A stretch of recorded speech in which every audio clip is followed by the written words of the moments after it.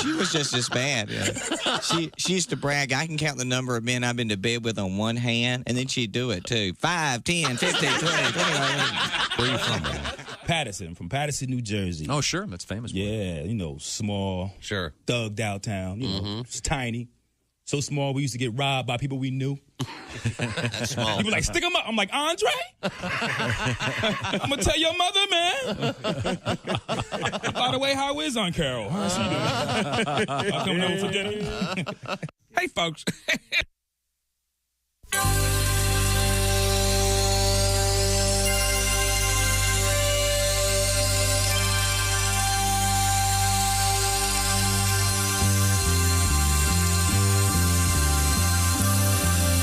It's the Bob and Tom Show. Ever feel trapped in an unwanted, uncomfortable, and seemingly endless conversation? Hey, Dave! Hi, Doug. I am so glad to see you. Well, your name popped up in my Rolodex just the other day, Dave. Really? Betty and I have been so darn busy with our new home-based business. In fact, why don't you join us tonight, Dave? Oh, I can't. We are going to talk about the miracle of multi-level marketing. Some other time I'm really busy. Too busy to make money, Dave? I don't think so. Anyway, we have rallies every weekend. Shut up. Shut up. Shut up. I've had a bad day. I hate you. How can I make you go away? Professional people, Dave. Every Sound familiar? Suffer no more. Thanks to our newest sanity-preserving product, Shut Up Shocker. Here's how it works. Nobody's too busy to make money, Dave. Can I count you in? I don't think so. And it's totally harmless. Shut Up Shocker. Does it work? You be the judge. Dave. Hey, Kyle. The missus and I just discovered the most wonderful getaway. Really?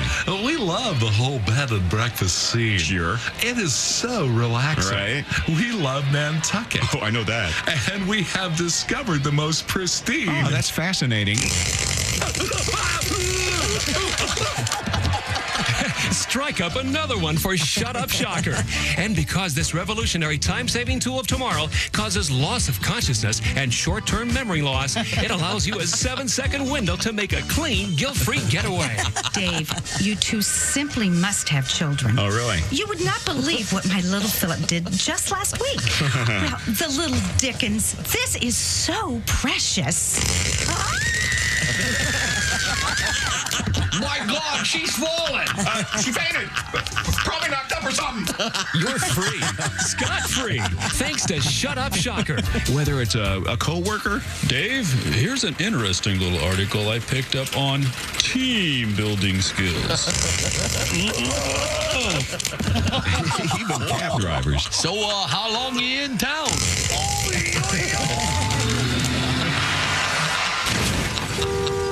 In fact, with Shut Up Shocker, I no longer have to listen to anything I don't want to hear. Dave, your tests are in. Okie dokie. Dave, I'm sorry to say what we're dealing with here is inoperable. Look at the chart. Thanks, Shut Up Shocker. Shut Up Shocker. Not to be confused with the Convertaser, Vulcan Vice Grips, Mr. Coma, or Chit Chat Death Darts. Shut Up Shocker. Available in most fine stores. Allow 4 to 6 weeks for delivery. Void in some states. Some assembly required. Please include $7.50 for shipping and handling. Thanks, Shut Up Shocker. Look at the chart. Look at the chart. Hello, everybody. It's the Bob and Tom Show. How about you? It's Christy Lee making her entrance. Hey. There's Pat Godwin in the performance studio. Hey, chick. Hey, there's Josh Arnold. Chick. At the upside sidekick desk. Ace Cosby. Hey. Manning the track phone hotline hot phone. There's Willie Griswold. Hey, man. I'm Chick McGee. You're okay? Marginal. And here's Tom. Okay. Hello, good. Tom. Good to know. Me and you could probably put together one person today. Are you sick, too? A little bit. Did you ever see the launch of Apollo 11? Well, you upset Christy. Way to go. Look at her, shaking her head, sighing. Come on. What are you trying to do? Had a little issue issue there overnight. Oh, my gosh. But I'm okay now. If I get up and leave this room quickly, you'll know why. Wow. Bad food or? I think so, yeah. I think I'm okay.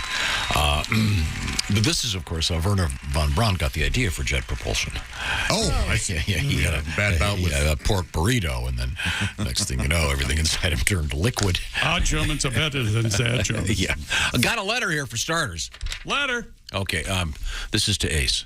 Perfect. Dear Bob and Tom Show, subject heading Ace.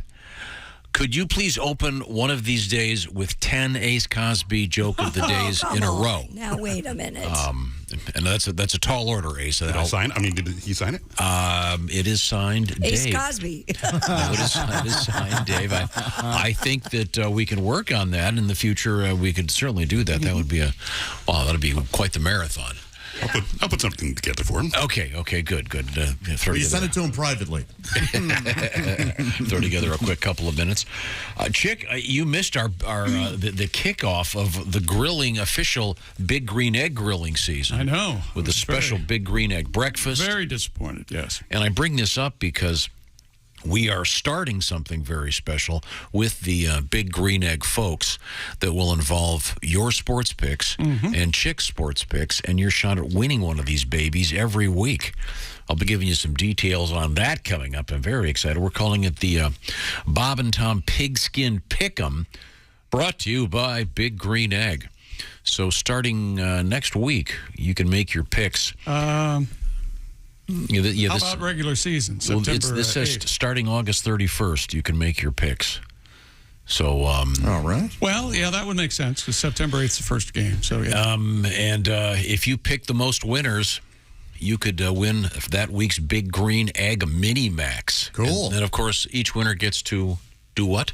Anyone? Cook on their Big Green Egg? And they get that. What else do they get? Anyone? They get to talk with the famous Chick McGee. Oh, that's right.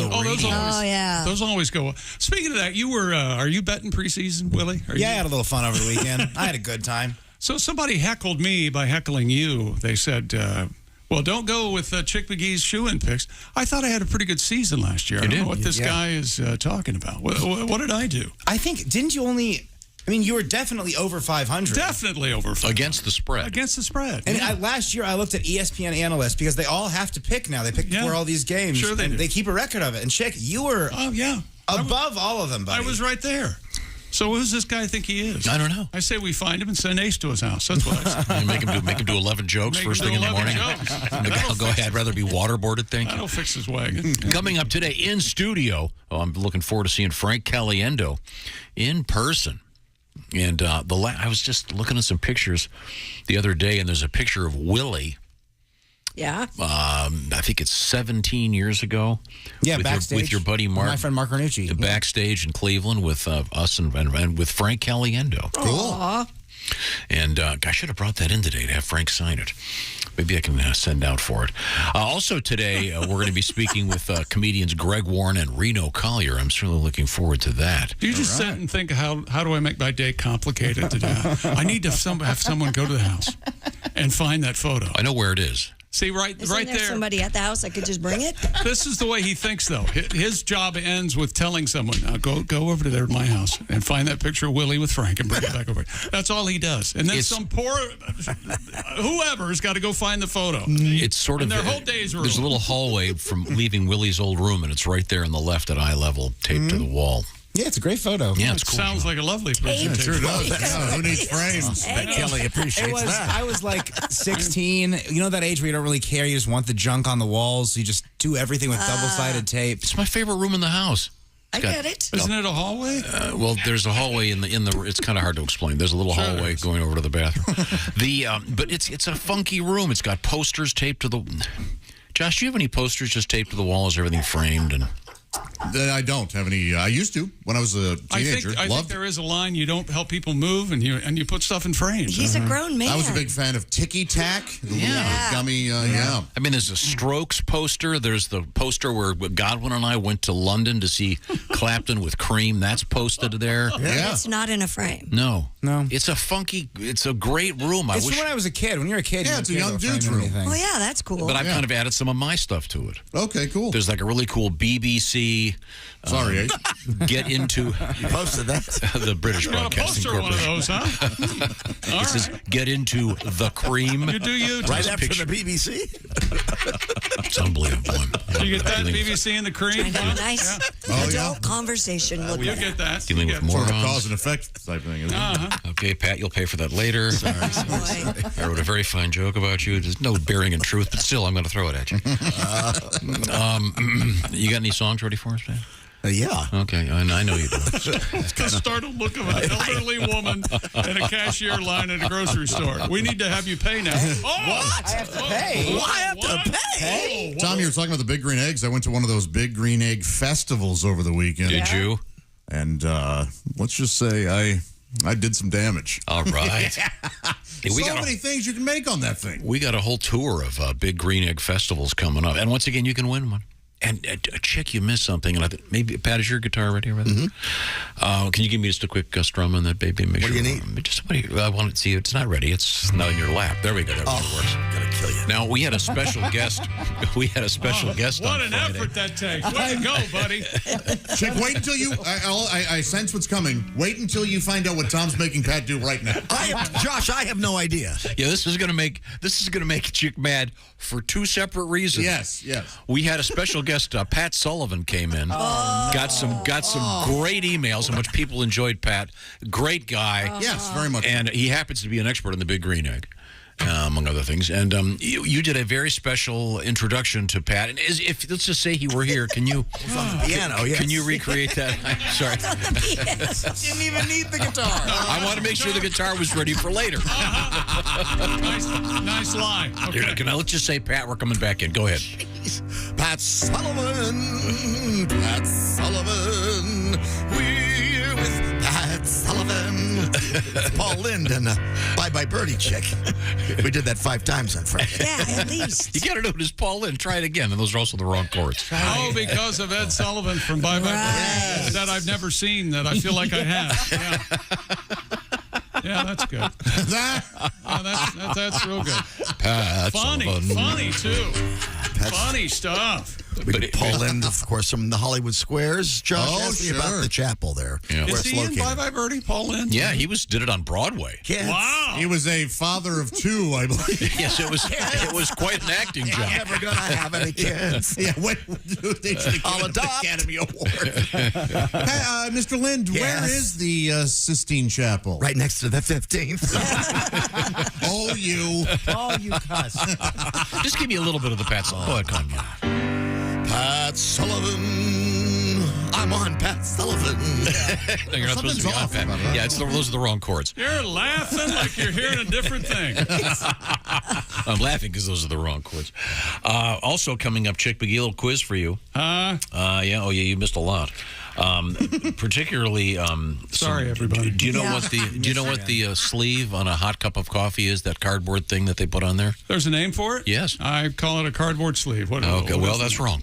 We'll find out what the right one is. In the meantime, Joshy, when you're on the road this weekend, you're going to be saving money on gas because you're using Upside. Tell me how to save that cash. I'd be happy to. Get the Upside app. It's free. It's incredible. And our listeners are earning cash back for every gallon of gas every time they fill up. Download the free Upside app in the App Store or Google Play. Use promo code Bob and Tom. Here's what's going to happen. You're going to get 25 cents per gallon or more on your first fill up cash back. Stop paying full price at the pump. It's miserable. You know that. I know it. We all know it. That's why Upside is here to help us get cash back. It's easy. It's real cash, and it really adds up. In fact, $1 million cash back is being earned by users each week. People can earn 3 times more cash back with Upside than any other loyalty program or credit card reward program, and it's available at businesses all over the country. 30,000 plus total businesses, including those big name brands and those favorite gas stations of yours, including some local businesses. Just use promo code Bob and Tom when you download the Upside app. I love it. I actually earn money, and it goes to a little account that I use for Christmas presents later on in the year. Download the free free Upside app and use promo code Bob and Tom to get 25 cents per gallon or more cash back on your first tank. That's code Bob and Tom on the Upside app. There's no downside to Upside. That's when great. we come back, we have something very special. Where's Tom Brady been? I want to know. I don't know where. Why is McElroy, what's his name? Vinny, Timmy, Rob, the golfer McElroy, so upset? Rory, that's his name. Rory's mad. It's named after Rory Gallagher, the great guitar player, of course. Rory's the roaring 1960s. That's right. This is the Bob and Tom Show. This is Bob and Tom 24/7. 24/7. 24/7. Well, hello there. You caught me. Good morning. I'm Mark Allison. You're listening to Bob and Tom 24/7 on a Monday. Get this lineup. Comedian Frank Caliendo, comedian Greg Warren, comedian Reno Collier. All on the way on a Monday. We're locked and loaded here in the Frigamall building, everyone in their places, and it's going to be a great morning. You're listening to Bob and Tom 24/7. Thanks for being here. Hope you had a great weekend, and buckle up. Frank Caliendo in studio, getting ready to set off on a Midwest and New York tour, and we'll have details on that coming up all morning long right here on Bob and Tom 24/7. Stay tuned. Hi, everybody. Christy Lee with your Bob and Tom Entertainment News. A horror movie convention promoter is insisting authorities follow up charges against actor Gary Busey involving alleged sexual offenses at an event in New Jersey earlier this month. The 78-year-old actor was charged Friday with fourth-degree criminal sexual contact, attempted criminal sexual contact, and harassment after the August 12th through 14th Monster Mania convention in Cherry Hill, New Jersey. A Busey representative hasn't returned a message-seeking comment. Jennifer Lopez and Ben Affleck said "I do" again over the weekend, but instead of that late-night Las Vegas drive-through chapel this time, it was in front of friends, family in Georgia. According to People magazine, the wedding was held at Affleck's home outside of Savannah, Georgia, with all their kids present for the proceedings on Saturday. And Michael Bublé is a dad again. He and his wife gave birth. No, God, quit ad-libbing. And Michael Bublé is a dad again. He and his wife are parents to a baby girl born last week.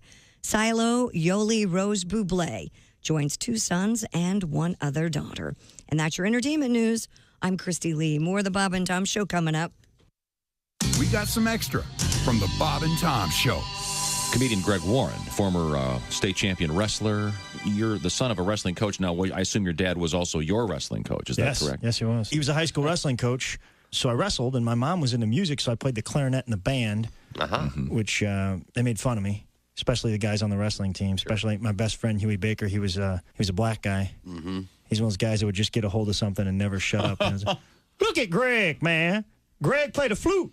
It's a clarinet, Huey. It's a flute, Greg. You a flute man. Look at little flute man, Greg. Flute your flute, Greg. Little flute man, Greg. He'll be on the bus going to a match. He'll be real quiet, and all of a sudden you hear, "Hop, 2, 3, 4. What the hell we fighting for? Flute man." It's embarrassing when you're out there wrestling and you hear, "Hit him with your flute, Greg."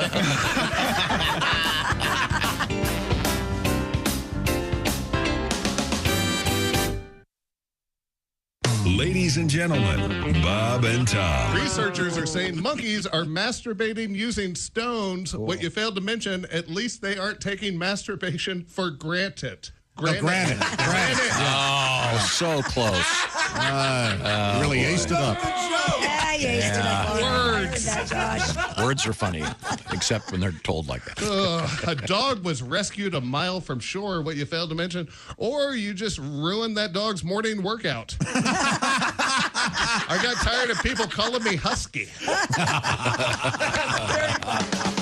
Bob and Tom in the morning and highlights all day long. The Bob and Tom Show, weekday mornings at 6 a.m. Eastern on Bob and Tom 24/7. Hi, fellas. This is Floyd Tucker, the over-the-road trucker.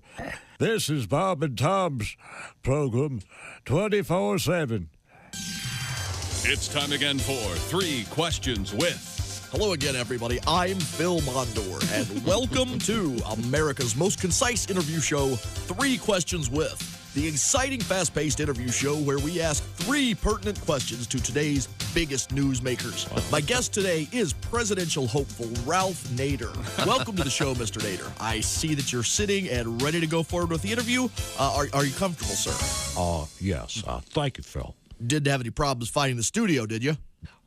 No problems at all, Phil. Good. So, are you ready to begin? Yes. Thanks for being here. This has been 3 Questions With. Join us next week for 3 Questions with Osama Bin Laden. That's it. 3 questions. Hey, it's Roy Wood Jr. You're listening to Bob and Tom 24/7. Bob and Tom, all the time, in your ear. When grandfather dies, life will be strange. When grandfather dies, my whole world will change. When grandfather dies, I'll scream and I'll yell, 'cause I'll be rich as hell. And then I figured I didn't need to write anymore. We got inspired last night by the halftime show watching Tom Petty's. Oh, all right. And so I figured we could do a lot better, probably going back. He respected that I used to be known as Donnie Cougars. So this is Donnie Cougars and the Pork Breakers. Uh-huh. Well, I won't come back down, 'cause I hate this town. Ain't got airbrush t-shirts like Gatlinburg does, so I won't come back down. I'll tell you. Good morning, sunshine. Bob and Tom 24/7. Hey, welcome back to the Bob and Tom Show. Christy Lee at the news desk. Hey, Chick. There's Pat Godwin in the performance room. Hi, Chick. There's Josh Arnold at the upside sidekick chair. Good seeing you, Chick. Yeah, there's Josh Arnold at the phone desk. I'm spaced on the phone desk. It's this long COVID, Tom, I'm telling you. And that was actually Ace Cosby at the... Yeah. Who did I say? Josh Arnold. Yeah. Okay. See, Ace is a tall black dude without a beard. Uh-huh. Josh is You're a gonna relatively have- tall, you're gonna have this stocky white guy that's balding. Keep it up. There's Willie Griswold. Look at him go. I'm Chick McGee, and here's Tom. Oh, does it work? Oh, God. Oh, what do you got over there? Wait a minute. Track phone hotline, hot phone. Testing, testing. It seems to be working, yeah. Yeah, it seems overly loud, actually. Can't believe they found the batteries for that. What do you have What that do you for? need that for? A bit later. Comedy. All right. I look forward to it. You're the king of homework. He turned the whole place upside down about a half hour. Oh, just somebody get me a battery for this. Quickly. We tried to hide them. Thank you very much, Eddie. Part of his job description: get batteries for the show. This thing tastes like 2 C pluses and a B minus battery. Oh, yeah, they make it Something impossible, weird. I don't they? Yeah, they're very difficult to get. Where was I? Oh, let's see. We covered the track phone hotline, hot phone with Ace Cosby. Okay, this is Tom speaking. Welcome back to the show. Chick suffering from long COVID. Apparently, you're okay now. Yes. Okay. I'm as okay as I'm getting. Okay, good. And we will have news from Christy Lee, of course, coming. Sure. And what have you got over there in the world of sports? In golf, Patrick, they're saying Cantlay, but you guys decide. Patrick Cantlay, Cantlay. Right. Cantlay. Okay. He can. He's a winner again at the BMW Championship and another thriller. The only difference this year, he won't be going to the Tour Championship as the number 1 seed with a 2-shot head start. Cantlay took advantage of a break on the 17th, and he gets the win. But the big story coming out of the tournament yesterday in Wilmington, Delaware, beautiful Wilmington, Delaware, where that's the home of the...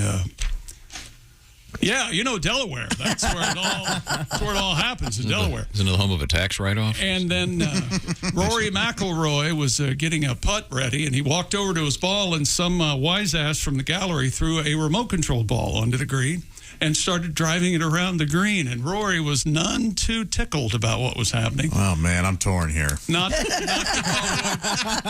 But the internet is agreeing with Jackass over here. Yeah. Oh, doesn't he have a sense of humor? Come on, Rory. Not in the middle of a major tournament. You can't do that. How would you like it if your favorite football team, the Washington, what are they called again? The Guardians or no? The Commanders. I'm sorry, the most generic of names. You can't. Really what if your Washington football club was about to score, and it was a shoo-in that they were going to score to win the Super Bowl, and all of a sudden some crackpot throws a fake football in the field. They stop play. And so which side are you on this? Are you on the wacky guy with the... No. Yeah. Or I'm going to have to go with Rory on this. Yeah. He got mad and he threw the ball into the lake. Good for him. But with your buddies, a remote control ball, very funny. Yeah. You heard a couple of boos when he did it? Boo! He threw it into the lake? He threw it in the lake, yeah. It was pretty funny. Bob and I were in a charity golf tournament once, and we got a hold of an exploding golf ball. Now those, I don't know why, but I think those are funnier than the remote control. God, it was... They're more pure. I honestly thought the guy was going to have a heart attack. he sort of spun around and grabbed his chest. That's the thing with some of these prank products, like the little remote control alligator that you can put in the lake with your buddies. Hilarious. If you're over 40, you're just going to kill someone with that. That's not I bought one of those and took it to the lake. That's not a good time. Oh, we had a ball. Well, and that looks like an actual alligator set of eyes floating in the water. Yeah, like the little head, yeah. Kids crying, stuff like that. There's a bunch. And these kids next door, because I couldn't fool my nieces and nephews. They know me, and so I couldn't fool them with anything. But the kids next door, Mommy, there's an alligator in the water. No, there's not. Oh, we got her for like 5 seconds. You're a punk, man. Nothing funnier than a mother's fear. Wow. I've always said we all laughed. She laughed. Eventually. Pops laughed. Did her lawyer laugh? What is the best practical joke? Whoopee cushion? Is that like the classic? Is that? Who's ever sat on one and go, oh, sorry, I farted? No one. It's never worked. We had a good one in here that wasn't a cushion. It was a rubber band powered thing. You remember this? No. And you sit on it, and it causes you to lift up your cheek, so it looks like, and it spins around and hits your chair. Oh, that's good. It sounds really good. One time when we were kids, we put fake snakes on my dad's steering wheel, and then he threatened to turn the car around. Yeah. Remember that? Like, I'll turn this car around right now. Well, no one gets to go on a damn vacation. He did not think it was funny. Not at all. I do not find that funny. Not at all. He was furious. You know, most deaths by snake are from heart attacks. I don't believe that. Yeah, heart attacks when the venom hits your heart. Only 5 venom deaths a year in the United States. How about that? The rest sounds are like just all fear. This sounds like hard numbers. Wait a minute. No, that's we had the story Thursday. 5. Yeah, that's the story concluded. You saw that, Christy. No, you're not being serious. I honestly don't remember us doing this story. I thought that was a fake number you pulled out. No, the world expert on some kind of mountain rattlesnake. He got bitten. Oh, that. Remember? And at the end of the story, it said there are 5 deaths by venomous snakes in America every year. Right. And then, so that's it. None of these, but 300 from heart attacks from seeing it's a in the snake. it's in the thousands. Wait a minute, hold it. It sounds like he knows what he's talking about, fellas. Josh, read between the lines, okay? So I'm sorry. Did you find it, Christy? No, I don't. It was Snake Guy. It was last week, but it wasn't he was Friday. a world-class handler of these snakes. And William H. Martin. And he had been bitten before, but this time it took him out. Yeah, Harpers Ferry, West Virginia. Mm-hmm. He was been the final line of the story. Is Timber rattler. But he died doing what he loved, I guess, kissing snakes. I don't think he was kissing. Yeah, was he smooching them? Yeah, I'm not sure what he was doing, but that's what took him out. Yikes. Can you imagine French kissing a snake? They have that little tongue. Who knows what they're doing? So snakes are nature's fleshlight. Are they? That's gross. I'm sorry. Back to sports. Here are the top, let's say, top 4 practical jokes you can play on your family. This one's called Play-Doh gum. All right. The idea is simple. Find Play-Doh that matches the color of your favorite chewing gum and cut squares the same size as the gum. Replace all your gum pieces with Play-Doh. That's funny. No, the classic. To me, the classic is the Thanksgiving one. You take some pumpkin pie, and you put it on your shoe, and then you strategically place some dog poop, and then you go, "Oh my God, I stepped in this dog poop." I think you reach down, take a little dollop of pumpkin pie and taste it. Go, oh, this is really gross.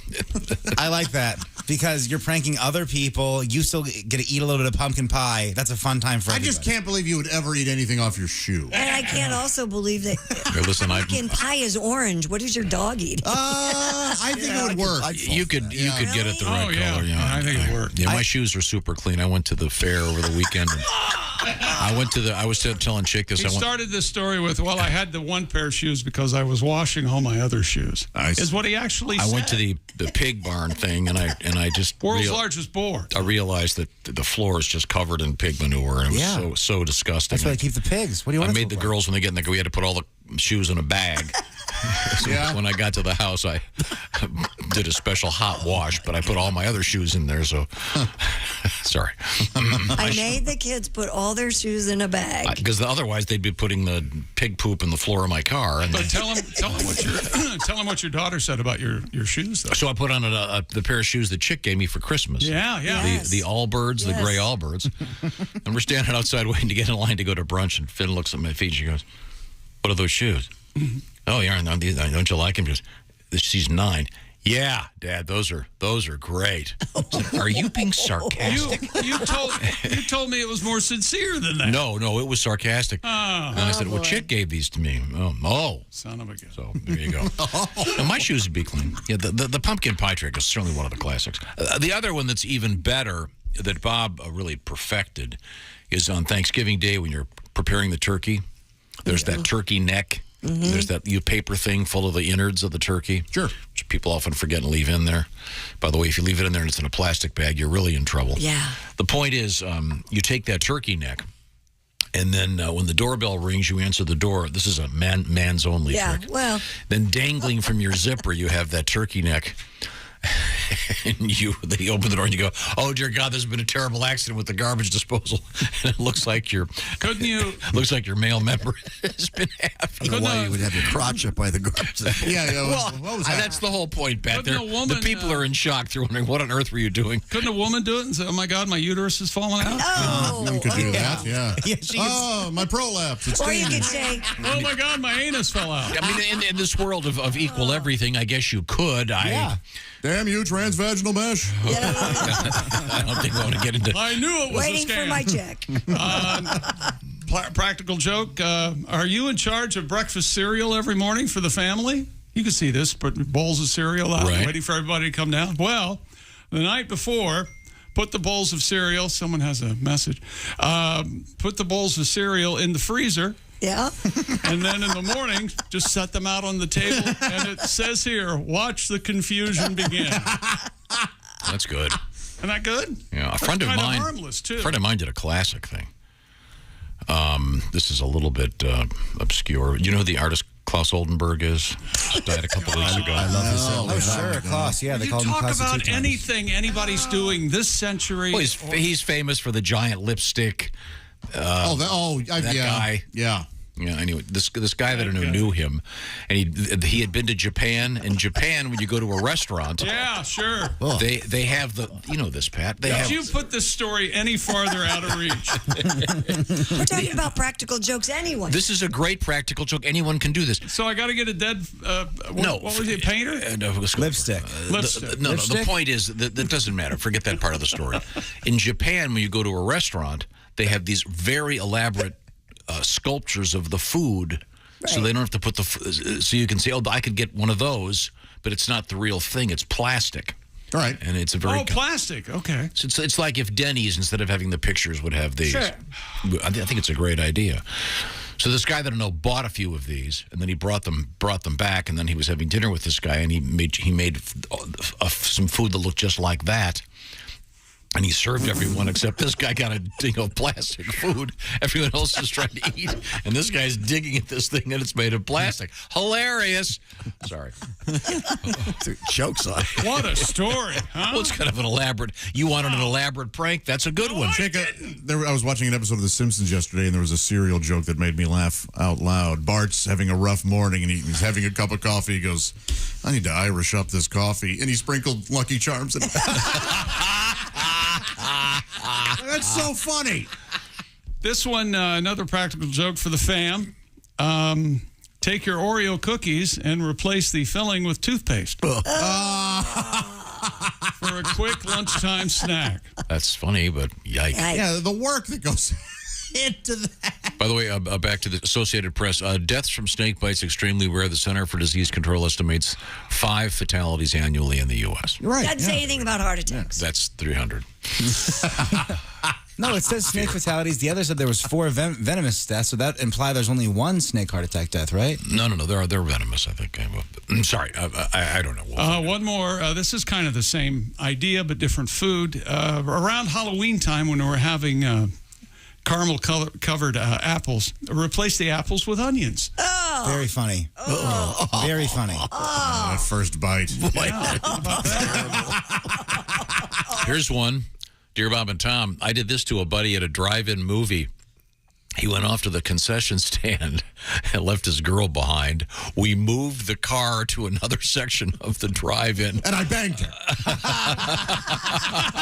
Ain't I a prankster? At first, she didn't want it at first, but I knocked her up, so it was a really good gag. Oh, man. You should have seen his face. She was crying. Funny stuff. Then I gave her some Oreos with Crest toothpaste in the middle. It must have been so funny, though, to see him with an armful of concessions. What the hell? Spilling popcorn. That's a great gag. You hate practical jokes. That's correct. No, you hate practical jokes played on you. Yes. That's what you hate. Well, have you played them on other people? Very rarely. Okay. No. Someone did a snake thing with you in the hallway a couple years ago. Yeah, I bought a remote control snake. Yeah. I still have it. I'll break it out again sometime. Okay. One more. Your coworker. Oh yeah, it went over like a lead balloon. Coworker has a mouse. Put a small piece of tape over the light that powers the mouse on the bottom. Oh, computer mouse. A computer mouse. Oh, wow. And then use a small Post-it note and write on the bottom, "Gotcha." That way, they figure out the prank a little faster when they flip their mouse over. I see. Or they... Oh, sure, they can beat the hell out of you. Well, sorry, we couldn't land the plane. Yes. Yeah, Johnson thought it'd be really funny if we took the radar coordinator device. Yeah, I hope they're like practical jokes in the air traffic control booth. Just saying. Oh, there's got to be specific practical jokes for, industries, I would think. Oh, for sure. But I think there are certain places, if you're working at a sawmill, I've got a great idea. Don't bolt the blade on. I don't know how. It'll fly off. Everything I know about radars and connected with airplanes, I know about from movies, but put a little sticky. Don't you think they'd have a little sticky dot that would mimic an airplane? A blip? A blip? Put it on your radar? I don't know what's happening here with American Airlines number 9. Hovering, sir. You call the guy over to your screen. You call the guy over to your screen, and you've stuck this thing in. Yeah. It appears to be floating in space. It's not moving. I had that other one crash, but this looks fine. Yeah, I love that episode of Impractical Jokers, Air Traffic Controllers. Air Traffic Controller Edition. Wow. So let this be a lesson. Don't take a remote-controlled ball into a golf tournament. Yeah. Or Rory McIlroy will get mad at you. He's got a lovely the accent. man's at work. He's got a beautiful accent. That's my favorite accent. That whatever he's Australian. How he talks is that where like he's from? Irish, Scottish, Northern Ireland. Ireland. And coming up, we have Pat's from there. we have Ireland in the news. Oh yeah. Ireland in sporting news, Pat. And again, right? When we come back, we have the... What do we got? Dublin, Ireland. Yeah, coming up. That's right, kids. We don't have to worry about a life without football anymore. College and or NFL starting now, baby. Okay. Right now, I want to remind you. Week 0. Let's talk about testosterone. You've heard about something they call low T. That means low testosterone, if you're wondering what your testosterone levels are.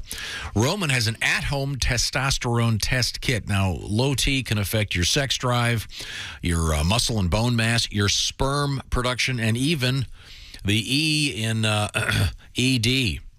Erections is what I'm talking about here. So maybe you want to check this out. It's the Roman Testosterone Test Kit.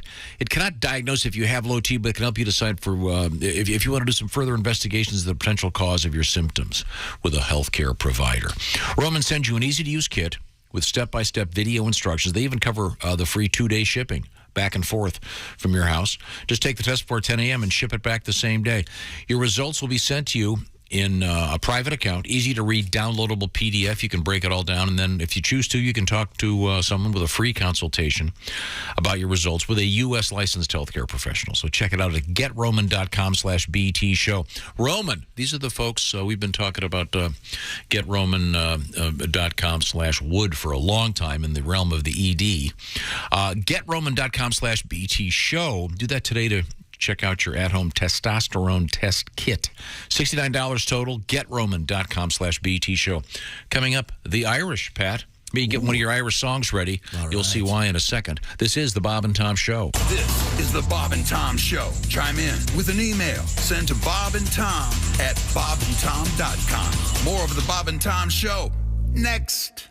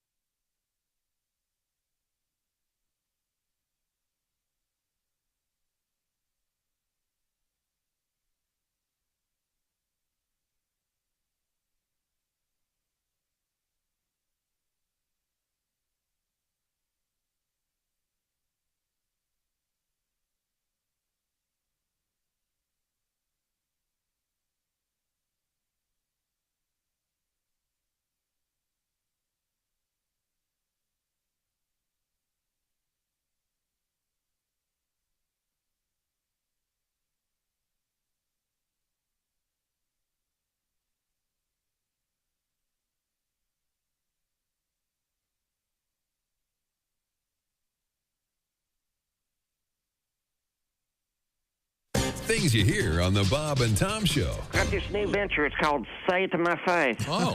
Pretty good. Cool. Hey, Josh, let's say someone talks smack about you on Facebook and Twitter. Sure. And the first thing you do is you'd call me, then I go to their house. And when they answer the door, I'll just yell, "Say it to my face." And then I'll jack them with a blood dart right to the larynx. And Christy, you and your ladies don't got to worry either, because I got you covered too. See, my friend Tasha and I are launching an all-female company called Oh No You Didn't. Pretty good. Well, it's hard to spell it on the radio, but in print, it's badass. It's all hymenated. Hymenated? Yep. So the next time some chick, calls another chick an obese whale when you post your porta potty selfie on Instagrams, just give me and Tasha a call. She'll go to that chick's house and slap the spit out of her while screaming, "Oh no, you didn't!"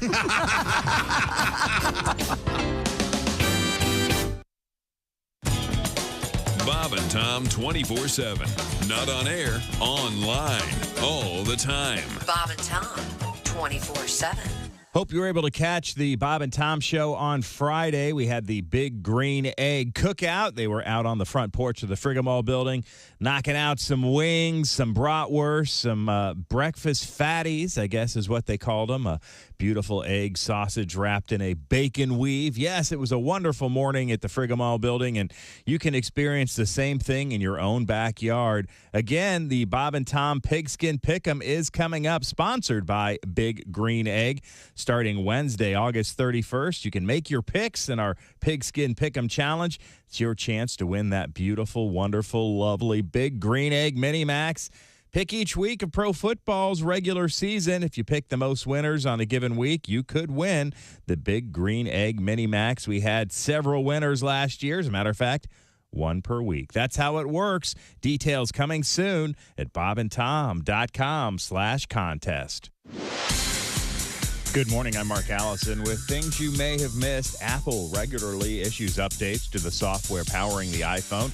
Sometimes it's okay to dawdle when it comes to installing them, but that's not the case with its latest. An upgrade Apple released Wednesday to close a security hole that could allow hackers to seize control of iPhones and several other popular Apple products. Security experts warning everyone with an iPhone should install the update as quickly as possible to protect the personal information people typically store on a device that has become like another appendage for many. A few close plays at the plate over the past couple weeks have infuriated MLB catchers. Cleveland's Austin Hedges and San Diego's Austin Nola tagged out runners at the plate, only to have the calls reversed after video review, umpires deciding both catchers blocked the plate. It's a difficult play for catchers who aren't allowed to block the plate without possession of the ball. It's also a difficult play for umpires who have to make a judgment call that's got plenty of gray area and currently upsetting catchers across the league. And that's a look at things you may have missed. More of the Bob and Tom Show coming up.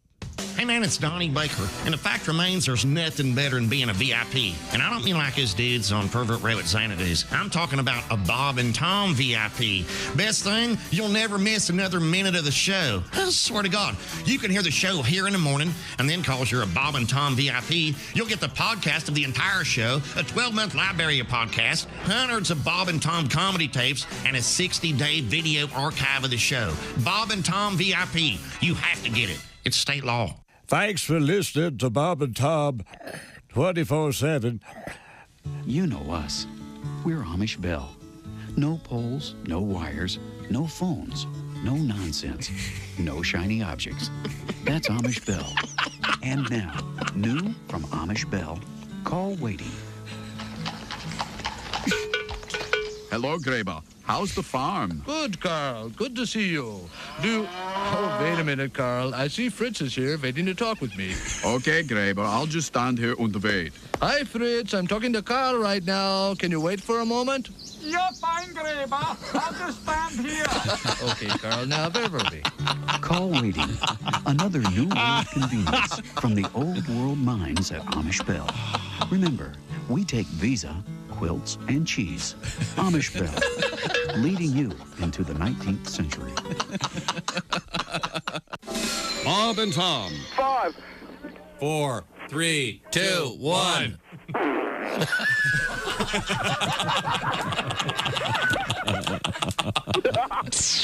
They put the F in professional. Thanks for joining us. With us in the studio, comedian Billy Gardell. Now, for many of the comedians who visit, all you have to do is tell them that there's porno there, and suddenly they What? I can't. I'm married. I can't even have it in the house. Mm-hmm. She'll find it. It's every time I walk in the house and I'm doing something wrong, I hear that music from Law and Order. It's like gong gong. I didn't do nothing. I'm so scared of her. I'm just scared of her. 1:27 p.m. the Gardell household. Dong dong. She's Southern, so she'll slip a sandwich in front of me, Dad. And then I did it. Wait a minute. And Jesus said, "Take this bread and eat it. It is my body." And the disciples said, "Jesus, we're all on low carb diet."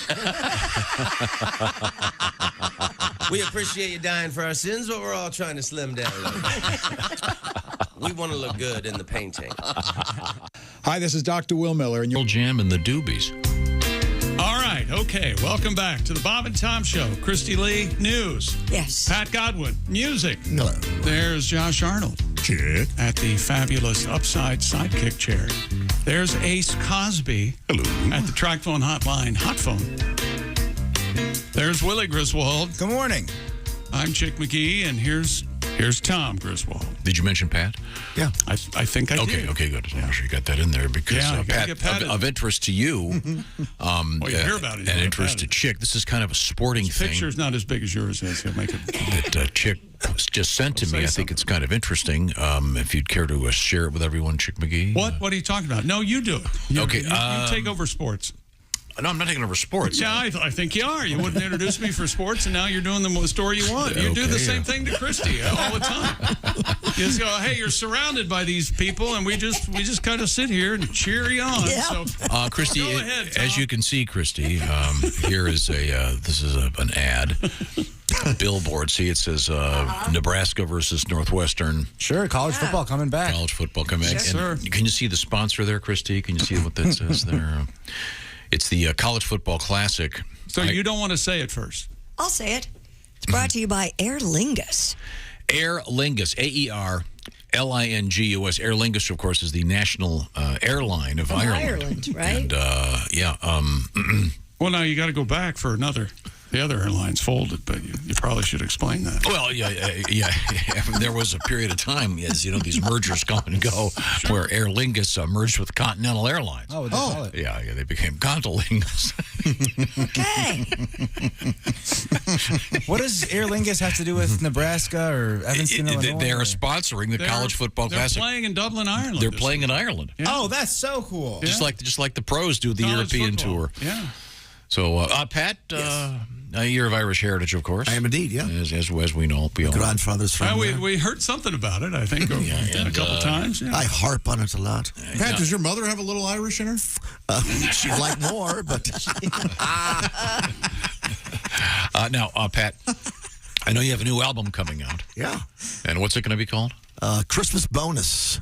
And it's going to. Don't you love that title? Because you thought of it. Wait a minute, was there already a Christmas album? This is an album of Pat's Christmas stuff, and the bonus is you've got some Thanksgiving and Halloween stuff. But you're going to cause people to go look for the first Christmas album Pat put out, because this sounds like it's a bonus to that album. It does. Well, that's fine. Now, I know one of those songs is about one of your Irish uncles. Would you mind? Can you do that one? Sure. Okay. We're tipsy at Thanksgiving and only 17. The cherry cokes, don't tell our folks, are rum and grenadine. You know who's responsible for our inebriation? Dad's younger brother, drunk at every occasion, drunken uncle. He pisses off your mom, the one who buys you beer for your senior prom. Drunken uncle, sick on the side of the road. Christmas Day, he spent the night hogging the commode. Hey! That's actually true. Oh, I'm an uncle now and have lots of nephews and nieces. I give them a sip of beer and they love me all to pieces. I sing them silly songs, tell them dirty jokes. I give them a shot on New Year's Eve and say, please don't tell your folks. Hey, drunken uncle, one in every family in a trio of brothers. The odds are 1 in 3. My brother Jim is a judge. Jack's a PhD. With bloodshot eyes, I realize the drunken uncle's me. Hey, Tom sings at the wrong time. The drunken uncle's me. Hey, I have diarrhea so bad that I just want to get it over with. The song or diarrhea? The diarrhea. Drunken uncle. At weddings, I'm a blast. I'll fall into the cake and grab your mother's ass. Hey. Drunken uncle. I think I'm real funny, but no one laughs when they lend me $1,000 and never get back their money. It's all true. Yeah, man. All right. Right, what you know, Pat. No. So you had an uncle that bought you stuff for the prom? Huh? Absolutely. Uncle Jimmy. You didn't have a drunken uncle? Oh, I had plenty of drunken uncles, but they never bought me booze. How about your Grandma V.O.? Oh, Grandma V.O., she's the one who spawned all the drunken uncles.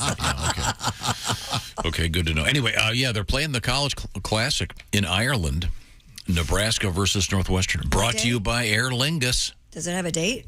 Saturday. Oh, this coming Saturday? Yeah. Wow. Just around the corner. Now it's time for a quiz for Chick McGee. Because we've got him in a pretty hostile mood. I think this is the time to Don't check say in. we. You've got him in a hostile mood. Okay, fine. Chick McGee, do you know what a ferrule is? Ferrule? I don't. There's probably several in this room. I'm looking at one right now. Ferrule. Mm-hmm. Yeah, I would never have gotten this. A cup? I don't know. It's the metal part of the end of a pencil that holds the eraser. Isn't that cool? That's a. You know what? It is cool. Yes. Yeah, very man. cool. Yeah. I love these kind of words. We now know what the name of that is. Yes. Are you going to tell him what the sleeve of a coffee cup is? Oh yeah, it's that sleeve of a coffee cup. It's not the cardboard sleeve. This is a good one. Yeah, it's called a Zorf. Excuse me, a Zarf. Yeah. Zarf. Z-A-R. Which is fake. Doesn't that sound like a? Well, somebody made it up. Sounds like a planet in Star Wars. Only or something. a finite amount of words. It's fine. So the next time you're there, may I please have a Zarf? And if they don't know, you're allowed to throw the drink in their face. That sounds like something you do. Actually. That's right. Yeah. Okay, and ferrule actually, it says here it rhymes with barrel, which makes it even more confusing. Feral? The feral. Yeah, that makes more then sense. Then it sounds like a cat that's Ferrule. living in the wild. Homonyms are certainly a part of the language.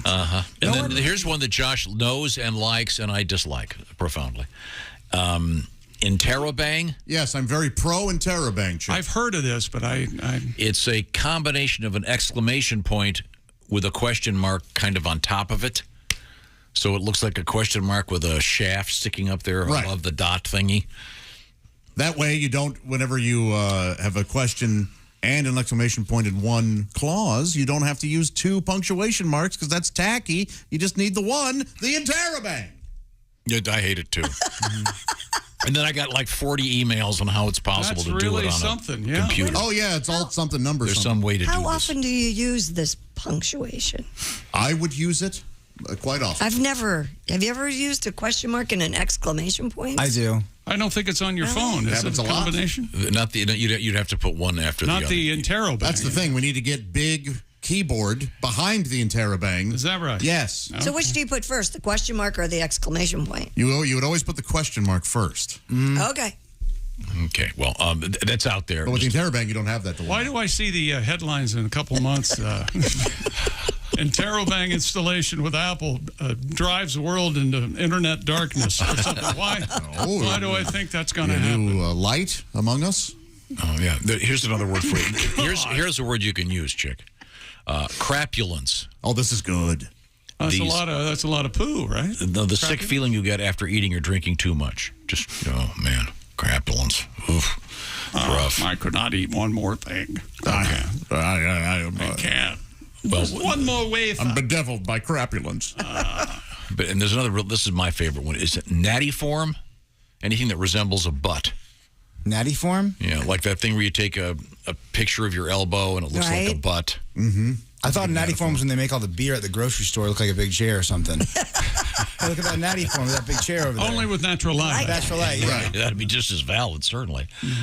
Someone who ever seen someone has a nose that has that crease in the middle, looks like a little tiny ass Carl on their Malden. face. Yeah, Carl Malden. Yeah. That Barry Sheck, one of OJ's guys, had that ass face thing. The relatable. When we come back, what's happening in sports?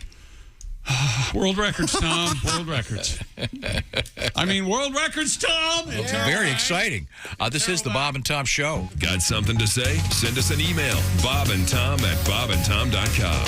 This is the Bob and Tom Show.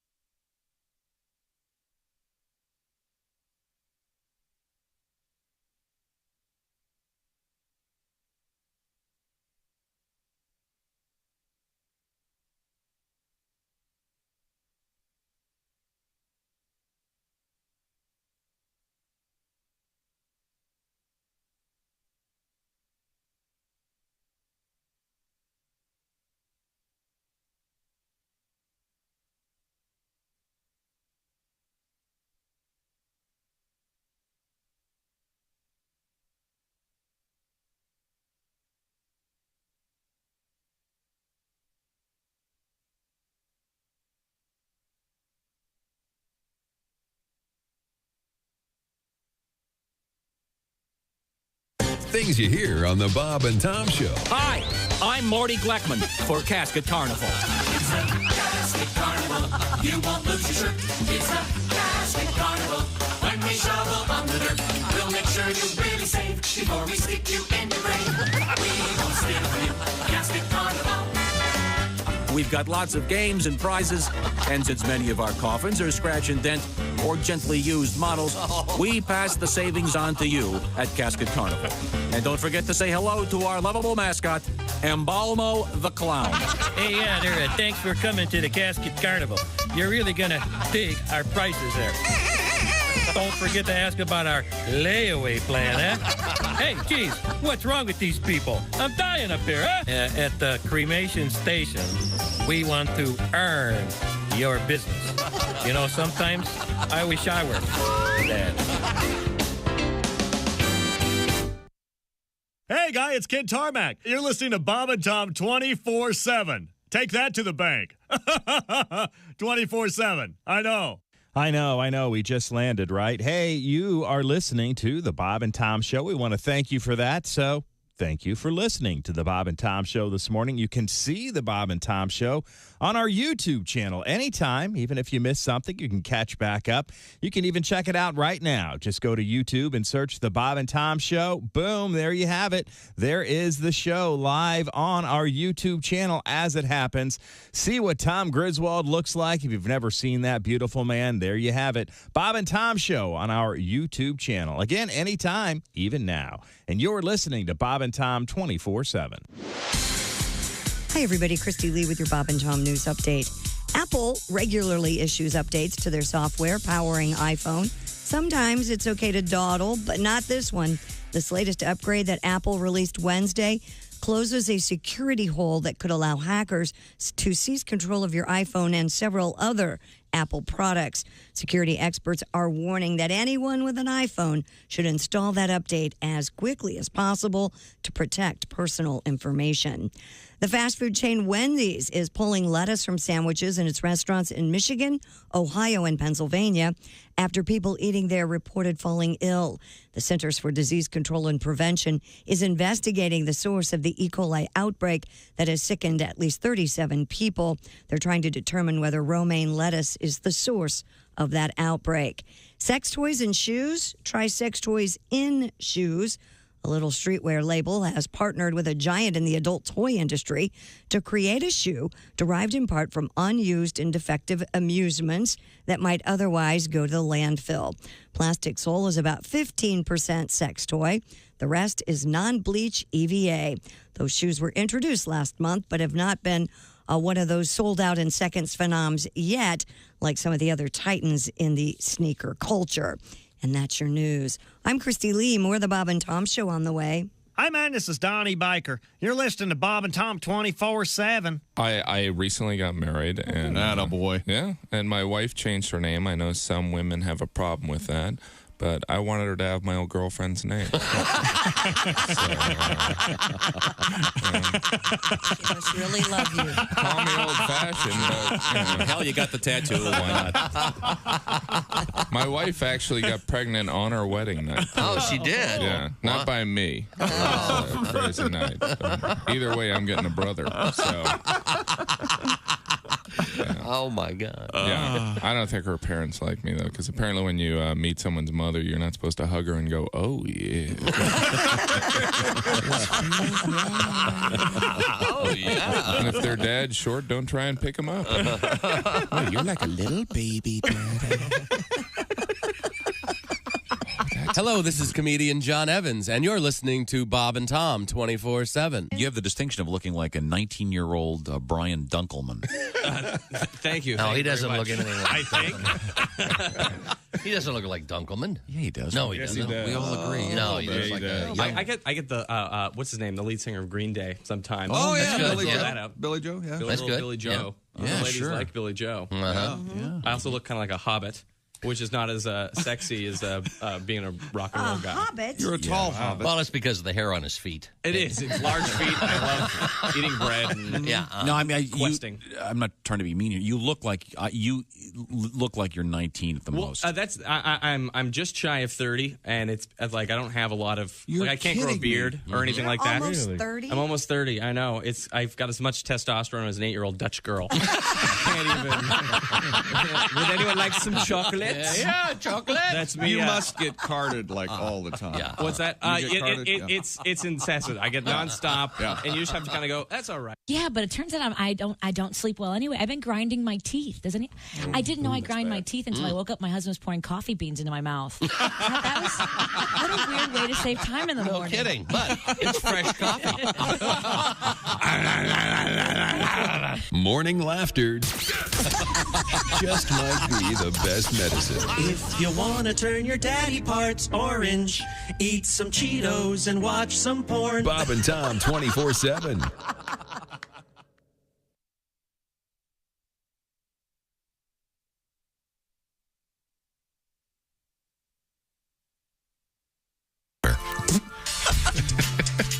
Welcome back to the Bob and Tom Show. Christy Lee at the news desk. Hello. There's Pat Godwin in the performance room. Hello. There's Josh Arnold at the upside sidekick chair. Love you, chick. There's Ace Cosby manning the track phone hotline hot phone. I mean, it's too late to say. There's Willie Griswold. I'm Chick McGee, evidently mad beyond all reproach, and here's Tom. Willie, you have a suggestion someone's made about, we were talking about words. There are words for things you don't know there are words for. This again? I love these. Oh, there's a lot of them, Chick. There's Just one of us who likes them. Calm down. Here's one that only Josh will know. Maybe you might know this one, Chick. Defenestrate. Oh, you may know this, chick. Yeah. Clear forest. No, that's deforestation. Fenestration would be the openings of like windows on a big building. You'd talk about the fenestration. Right. Defenestration means, Josh? To throw something out the window. Like yourself. Yeah, you can either defenestrate yourself or another person, or if you're angry at your TV, you can throw that out the window. You can defenestrate It's sort of a fancy word for something really awful. Well, that doesn't really say what it is. Yeah. You know, it would class up that one saying of "Don't defenestrate the baby with the bathwater." Yeah, there you go. Yeah, very good. Yeah, makes it much less awful. But this word is something that we're all familiar with when you get a cup of coffee, wherever you get your coffee, and they put that extra sleeve on it because it's so hot. Oh, yeah. Often like a corrugated cardboard thing. That has a name, which is Zarf. And Willie, what was the suggestion? Can't be real. Well, it's not real. These are pointless words, Chick. No one likes these. I get it. Oh, I love these very much. No, but somebody tweeted in saying that Zarf is one of the many syllables that Josh Arnold will scat when he gets, in the groove. Well, I don't know if the herp zaz herb lapa geeble just starf. Zim zam verb and to give me a zarf. That's beautiful. You got that Zarf in there. That's beautiful. Keep that in mind for the next time Duke's here, and we want to do a little bit of something. Chick, you know what this thing is called right below your nose? Filtrum. There you go. That's a good one. Yeah, that is a good one. The groove just below the nose, above the middle of the lips. Do you have a filtrum over there, Christy? I don't know. Do I? Let me see. No, you're a freak. You don't have one. Yes, she does. I'm looking right at her. Filtrum free. Freak. That's weird. All right. All the non-filtrums over here. I like non-filtrumless in the soft pack. Over here. Okay, now, this one was, Ace, I want to see if you remember this one. What do you call the prongs on the end of a fork? Titan? Close. Starts with a T-I. Not close at all. It's Tines. Which has nothing to do with Titans. Stop. Yeah, Tines. And then I use Tines daily. Nice. Obscure, but nice. Yeah. Obscure. He points out obscure. I like that. Tyne Daly, Chick, fine I made actress. a joke on Friday about Bob Dylan had the song about sporks. Bob Dylan did a song about sporks, and it was called "The Tines They Are a Changin'," which I loved. Whoa. Very nice. Right? You didn't want to look at this list. I still don't. But you're okay, still reading. We've got some more. I think someone today will have an opportunity to use the word defenestrate. Sure. Okay, but first we go back to the sports desk. It has been revealed. People know where Tom Brady is now. Apparently, remember when he retired and then he said, I'm not retiring. Well, apparently he made some promises to his fam. And I guess league sources have said that Brady and his family went on a trip to the Bahamas at an exclusive resort primarily for family time with him, family, his wife, yourself. His commitment to family and having a personal life was at the heart of his hiatus from football. No emergency, no injury. He just wanted to spend some time with his family. Instead of building a rapport with his new wide receivers and caring about the Tampa Bay Buccaneers who are competing for yet another Super Bowl. A little bit of time. I'm sure it was when he re-signed and they said, okay, by the way, I've got this one thing. So if you're a Tampa Bay Buccaneer fan, sorry. Okay, all right. Okay. He's just been hanging out on the beach. What do you want? I think Relax. he knows the game by now. Yeah, the guy's fine. So he should be treated like a different football. He should be treated like the inhuman superstar he is. Yes. They should just carry him out on a pillow and put him at. I'm not worried about it. He's going to be okay, right? Yeah, I think so. Until he's not, and then somebody will say, well, maybe he shouldn't have spent so much time in the Bahamas. How about that? Does he really need to practice? That's what I say. Practice. I don't know the game. I don't know the game by now. I think he would tell you he needs to practice, probably. Practice? You people who don't know anything at all about sport. Practice. Instead of hockey, which is not a sport. And Hockey's more of an art. By the way, That's what's great about it. It's like a school play. we do have a hockey-related email, kind of. Oh, terrific. For you, Josh. Want to say a special hello to Dan. Danny boy. Oh, can you try to pronounce this, Josh? I want you to write this down. Yes. And then try to pronounce this for me. Everybody can play this game. Dan spells his last name B-O-U-R. Do you want to give his last name? No, because I want to see. I don't know how to pronounce this. Yeah. B-O-U-R. But you didn't answer my question. Does he say, don't say my name? He does not ask for his name. Yeah. Check now. No, it does not say that. Sorry, Dan. Bourassa. What do you think that is? That is a penis head. It's Borassa. My wife. Borassa? Yeah. A Borassa. Yeah, maybe Borassa. Yeah. I love Borassa, that white cheese they give you. Dan lives in Ottawa, Ontario. Isn't borracho Spanish for drunk or something? Borracho? Yeah, I think so.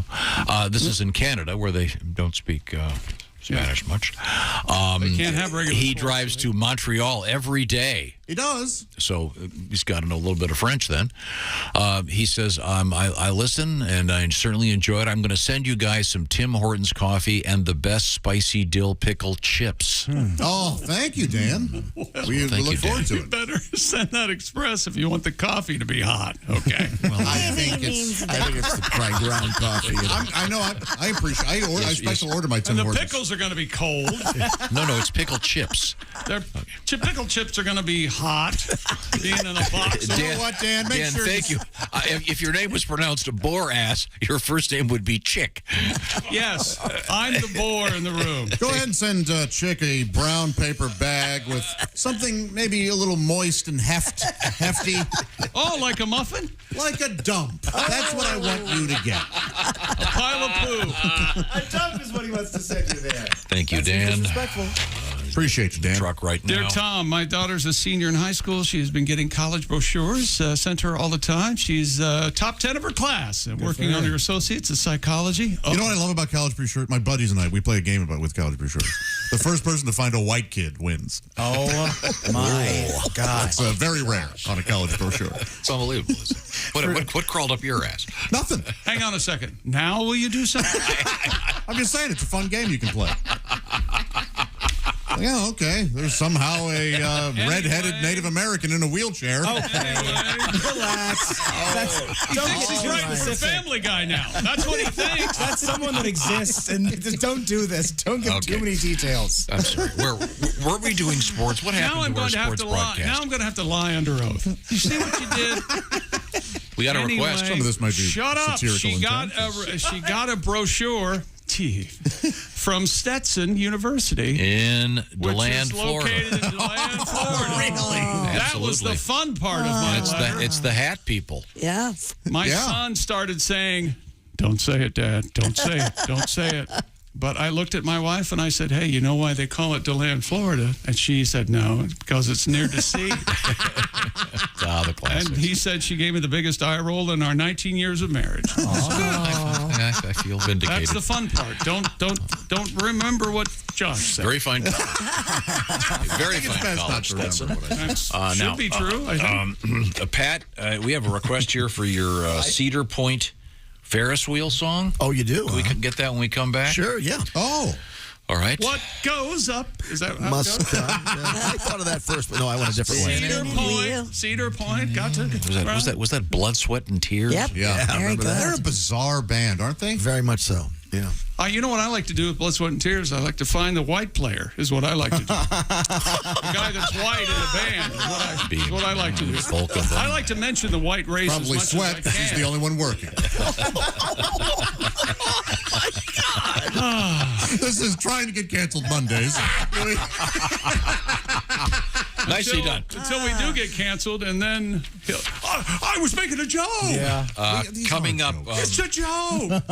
coming up, we have a song from Pat Godwin about flagrant delicto on board the old. You were just at the fair over the weekend. Did you get on the Ferris wheel? No, I'm afraid of them. Okay, we have a little bit of action on the Ferris wheel when we come back. Right now, I want to remind you, Napa is on a mission. What is that mission? It's to keep that car you're driving, that truck you're driving, in motion. Right now, he wants to remind you about Napa. How many caffeines have you had? Just the one. Right now, I want to remind you. Whoa. About Just Napa the one? Yeah, just one. Just one. That's right. I Napa. don't think you're being It was truthful. very big. Might have been a stadium size. Schooner? Let's see. Now, Napa is on a mission to set you in motion. In what? Your truck, your car. That's right. Napa helps drivers like you hit the road confidently with America's largest network of parts and care. More than 500,000 parts. There's almost 6,000 Napa Auto Parts stores, over 17,000 Napa Auto Care Centers, meaning you, your car, your truck are never far from the quality products and trusted service that you need. You depend on it. Depend on Napa. Find out more at NapaOnline.com. That's NapaOnline.com. Find out about what I call Napa know-how, those great people behind the desk that can help you out because they know what you're looking for. Find a Napa location near you. Once again, it's NapaOnline.com. Coming up, we have more sports. We have the Queen in the news, Shark Tank news, Apple computer news, and the Lanternfly. The Lanternfly? It sounds like a superhero, doesn't it? It does. It isn't. It's a giant pest. We'll find out about that. This is the Bob and Tom Show. Essential Morning Radio. All day and all night. Really? No, seriously. Really? Bob and Tom 24/7. 24/7. I got out and saw my first live concert last week. It was wonderful being amongst the people, the crowd, the super expensive beer. Yes, an outdoor concert, always fun. Live music, always great, including your chance to enter to win the Beyond the Bourbon all-inclusive sweepstakes. It could be a VIP weekend pass to see the Bourbon and Beyond Music Festival at Highland Festival Grounds at Kentucky Expo Center. It's brought to you by Team Kentucky. Some of the bands are going to be Pearl Jam, Jack White, Kings of Leon. They're great. I've seen them. Chris Stapleton. Saw a great expo on him on 60 Minutes. He looks like a great musician, and I know people love seeing their concerts, including Tom's daughter went to see Chris Stapleton. So it tells you how popular he is across all music spectrums and genres and ages. Over 50 other bands at the Bourbon and Beyond Music Festival. Did I mention you could win VIP passes for the weekend, airfare credit, hotel accommodations, ground transportation, and more? Sound like something you'd like to do with a friend? Go to bobandtom.com/contest. Click the Beyond the Bourbon contest. Again, someone's going to win. Good luck from all of us here at the Bob and Tom Show, and it's brought to you again by Team Kentucky. And you're listening to Bob and Tom 24/7 on a Monday. It's August 22nd, everybody. I'm Chick McGee with your Bob and Tom Sports Update. Patrick Cantley, a winner again at the BMW Championship in Wilmington, Delaware. NFL preseason action last night. The Ravens run their preseason winning streak to 22. They beat the Cardinals 24-17 last night in the desert. Giants beat the Bengals in East Rutherford 25-22. And the Eagles over Cleveland 21-20. Major League Baseball yesterday, interleague action. Houston over Atlanta 5-4. American League winners, the Yankees, Detroit, Tampa Bay, Texas, Oakland, and Baltimore. White Sox at Cleveland, that one postponed. National League winners, the Reds, Milwaukee, Mets, San Diego, San Francisco, the Dodgers, and St. Louis. And WNBA playoff action, Dallas and Seattle get the wins. I'm Chick McGee, and that's your Bob and Tom Sports Update. Things you hear on the Bob and Tom Show. Boy, this week in Fort Mitchell, Kentucky sure has a lot of dummies in town. It's the annual ventriloquist convention. Morning, Bob and Tom Show. I'm sorry? What did you say? From the ventriloquism convention? Yeah. And I'm not moving on this. I can tell. Oh, we can tell. I can tell your lips are pretty still there. Jerry, what's the name of your partner? Timmy. Timmy? It's Julie. Can Timmy? Can Timmy speak into the phone? Hand in the phone.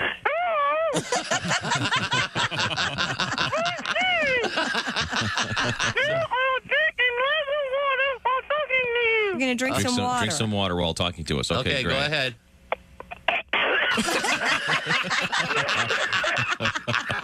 I'll have to call you back.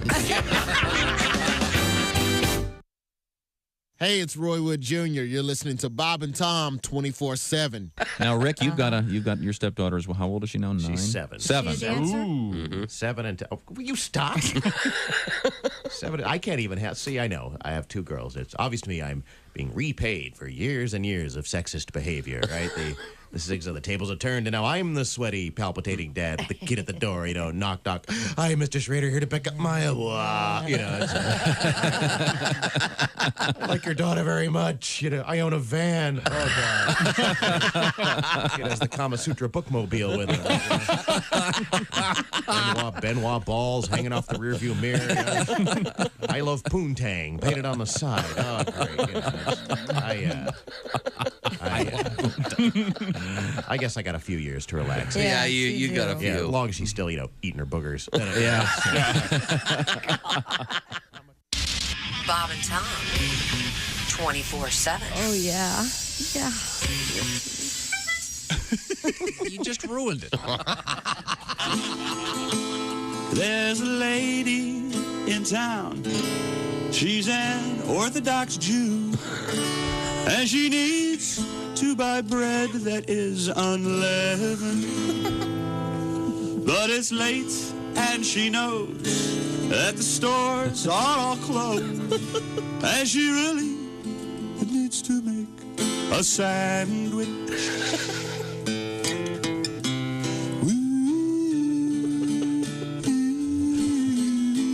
And she's buying bread at 7-Eleven.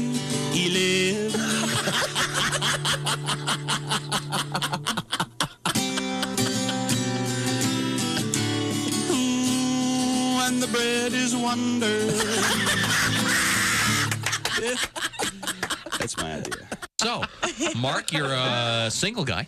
Yeah, I tell you though, it's tough because I got these neighbors behind me. Really? My neighbor Gail, very Gail. Gail is a woman who just moved. Her bedroom wall is right behind mine, and she has a new boyfriend. And I found this out. His name is This is Bob and Tom 24/7. 24/7. 24/7. Right. Hey, welcome back to the Bob and Tom Show. Okay, all right. Brand new show. Christy Lee at the news desk. Hey, Chick. There's Pat Godwin in the performance room. Hi, Chick. There's Josh Arnold at the upside sidekick chair. Hi, everybody. How you doing, buddy? Good. Good. There's Ace Cosby. Kiss my ass. At the track phone hotline hot phone. There's Willie Griswold. Good morning, Chick. I'm Chick McGee. Well, and here's Tom, and we have a letter. We do. We have a request for something from Mr. Godwin. Dear Monkey Boys. Oh. All right. I was driving along my route out here in California, Northern California, past a sign pointing to a campground to Butt Lake. B-U-T-T, Butt Lake. Right.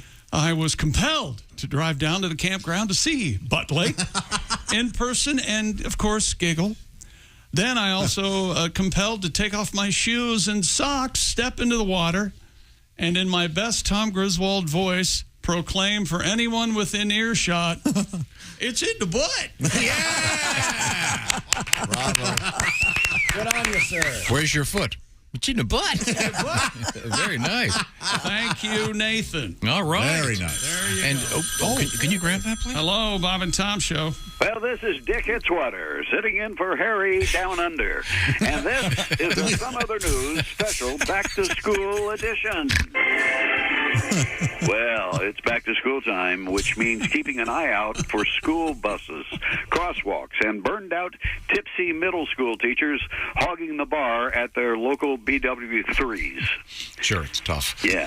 Your parents are going into debt buying school supplies, and good luck getting your hands on any good paste in the next month due to supply chain issues. If you haven't already purchased your paste, your kids will just have to settle for eating last year's glue sticks. It's always intimidating meeting your new teacher for the first year, right, kids? Well, that's why I advise fellas to be seated at their desks before the new teacher arrives.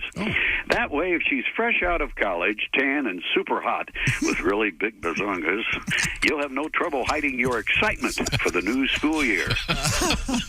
Children. Believe the kids aren't listening. Attention Attention, school kids. Hey, the first day in the lunchroom is always awkward in high school. Making a good first impression in front of your peers is always important. So steal your parents' credit card and have pizza delivered for the entire lunchroom. By gosh, you'll be Mr. Popular in no time. Sure. In your first year of college, fellas, don't be afraid to try out to be a male cheerleader. It's super acceptable in today's environment. Plus, you get to stare up girls' skirts all night long without the worry of being canceled. Like I said, maybe the kids aren't listening. Well, let's just hope. Kids, be sure to study hard and get good grades so you can get a good degree and a good job and make lots of money and make all your dreams come true. Or don't. You know, I always need someone to cut my grass, shovel my driveway when it snows, iron my shirts, extra starch. Just remember, that choice is up to you, kids. Do or don't. And remember, parents, it's 2022. The only apples teachers want anymore are Apple gift cards and Apple watches. A reminder, this is Dick Hitswater sitting in for Harry Down Under, and this has been a Some Other News special back-to-school edition. Thank you very much. What's on the front page of a school booklet anyway? Never mind. Goodbye. Oh. What? I'm trying to call back to something I said satirically. Now, Pat, we got a request for you. All right. We got a request for you. This is from yeah, we do. last week. Police at Cedar Point, which is a beautiful amusement park Northern Ohio. on Lake Erie, Yeah. Sandusky, Ohio.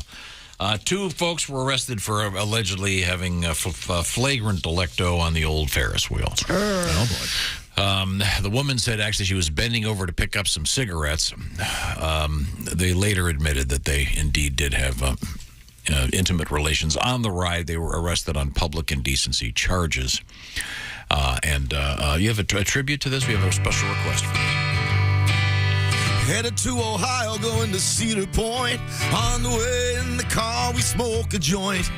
You got no bra on, and I can see your headlights. Hopped on the blue streak, I'm so turned on. Maybe we should do it in the parking lot, or get on a ride where no one can see us. Do me, mama, on the Ferris wheel. Do me, mama, let me cop a feel. Hey, mama, do me. Little children are traumatized. Cops are waiting at the end of the ride, but hey, mama, do me. Lying to the police was my best bet. I said she just bent over for cigarettes. My pants fell down and I slipped on cider. Apple cider. Do me, mama, on the Ferris wheel. A bed at home has no sex appeal. Hey, mama, do me. Cedar Point will probably sue me. Mama, do me. Thank you very much, Pat. Nice request from Justin. That's what she said, huh? She was bending over for cigarettes. That's what She told the police first, then they came around. By the way, he wants to get a copy of that to put it on the Cedar Point Uncensored Facebook page. There's probably employees having some fun there. We now turn back to the sports desk where we have Chick McGee. And we have one of these. Stupid World Record. TikTok chefs Nick DiGiovanni and Lynn Davis have broken their third Guinness World Record. What is it? Better known as... Well, I know you're excited. Hang on a second. They recently broke the record for the most fast food restaurants visited in 24 hours with a total of 69. Wow. Man. The previous record was 50. In their most recent record attempt, the pair went to New York City, where they spent 7 hours, 15 minutes, walking 8 miles to grab a bite from each and every restaurant. They already hold the records for their the largest chicken nugget. Oh, yeah. And the largest cake pop. Huh. Oh. Like, look at that cake. It's just a cake on a stick. Food must be purchased at each location. Nick and Lynn did not need to eat the food themselves for it to count. Well, that doesn't seem fair. I don't know about this. Yeah. I mean, I'm glad that they're giving the food. I hope to, maybe people in need. But shouldn't they have to eat some of it? I would think. From each place. Yeah, but they went to nearly 70 places. That's a lot of food. Sensing your concern, Josh, they add here at the end of the story, they shared some of their food with people waiting in line and those experiencing homelessness, and by their film crew. Oh, okay. That's what they said. Well, yeah, I'm sure they did. Mm-hmm. Okay. Well, at least they walked. I guess there's that. I suppose. Oh, yeah, because if this was a drive-through, this would be a terrible story, because there'd just be fatties in the car, huh? Well, no, you'd have to. I think it'd be harder to do that quick. Mm-hmm. I mean, at least in New York City, they're all within a short commute. I think it's interesting. In 8 miles, there's 69 fast food restaurants. Yeah, no joke. Boy. Are these the classics? Is this like a McDonald's, a Burger King? Do they have to be all different? Subway must be in there as well, because those are everywhere. They spent 7 hours and 15 minutes walking 8 miles to grab a bite from each and every restaurant. All right. Well, congratulations. Very good. I wonder why they did that, though. For the record. Oh, all right. They want to be in the Sometimes you Guinness just do Book. it for the record. Yeah. Okay. How much money they spend, I wonder? That's got to be a lot. Are these some of those TikTok famous people? Probably got it for free. That's what it says here at first. TikTok. You think they got it? Did they have to wait in line at every place? That would be my concern. Answer these questions, Jim. I just realized we nailed it with like 3 idiotic questions in a row. They're all fair questions. Unanswerable. Fair question. There's no way he has. Next, you're going to ask why. What? No, he did. Why did they do this? I don't know. Let me crawl inside their head. Well, I'll take a look. If your title is TikTok chef, obviously you're not going to be at Lou Taste, whatever it is. He was following up with why they did it. Are they TikTok famous? Is what Josh wanted to know. Well, that was the first line. TikTok chefs Nick DiGiovanni and Lynn Davis. Well, you can laugh all you want, but they're probably making a lot of money being TikTok chefs. Yeah, well, the TikTok is the sound of their careers ending. Okay. Tick-tock. Or beginning. Who's to say? Anyway, another world record. A man in Washington State celebrated his 82nd birthday by completing his goal to shoot 1 million free throws. Cool. What? How long did it take him? 82 years. Tom Sturry started the challenge 17 years ago. Man. Shooting 100 free throws every day. Wow. He made his 1 millionth throw August 18th. That was 4 days ago, Josh, before you asked where that was. That math does work. Timing it so his milestone shot would occur on the day he celebrated his 82nd. Wow. Watch this. And by the way, do they have to count? He didn't make all of them. I was getting to that. I just want to know who's the jackass that keeps fouling this 82-year-old guy. Not in my house. I wish for his million, Dikembe Mutombo would have come out of nowhere, swatted it, and No. They really should have had some like LeBron comes out and fouls the guy in a pickup game. Hey, this is my favorite part of the story. He only made 94% of his shots. Really? That doesn't count. So No, he they didn't should shoot. all count. He didn't shoot 1 million. Dude, that's a hell of an average, isn't it? 94? Wait, but he has to. I think it's 100 every day, and he has to make them all every Right. day. He didn't make all of Exactly. them? that's great. No. This is an old liar, okay, Yes. buddy? Make a few more shots, pal. 94% is great. Yes, yeah. That's a good average, but it should have been. I could make 9 out of 10 now. $1,000 says you can't do it. Man. Whoa. You know, to see you bouncing like that, like you truly have a point, is really irritating. So let me tell you this. Certainty. Let me ask you something. There's no way you're going to get. I bet you can't. You can't. This guy's a great. I could make more free throws than you could. Well, that isn't the bet. I'll make 9 out of 10. Okay, so this guy made 94% of his free throws. He shot 1 million times. Yes. Yeah. And he's 80 what? 2. Okay. God, Let's see him do like did you one of those. listen to anything one in of those, the story that you wrote? One of those windmill dunks, like on a trampoline. Oh, man. I think it's a great story. I'm trying to find a picture of this guy. he should have to make them. Awful, stupid story. What do you mean make them all? He should make them all. Have to I mean, I could make 1 million attempts. Yeah. Really? Clang that one. If I wanted to for the next 17 years, sure. I don't want to. Because you have a life. Well, let's not get ridiculous. Now here's a picture of the guy. Oh, the first 100 shots he made, it was actually the original peach basket. No. He's old. Yes. He doesn't know about modern basketball. He learned it from his coach, James Naismith. Okay. Art Garfunkel's 80.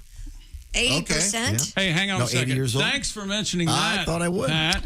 Art Garfunkel happens to be probably the best free throw shooter of all musicians. I would maybe in 1968. Yeah, maybe there's a year. Art is still quite the shot. You know, we have Frank Caliendo coming up later on this morning, who does some of the best impressions you've ever heard. Absolutely. But none of them will beat Chick McGee's impression of Tom telling us about Art Garfunkel.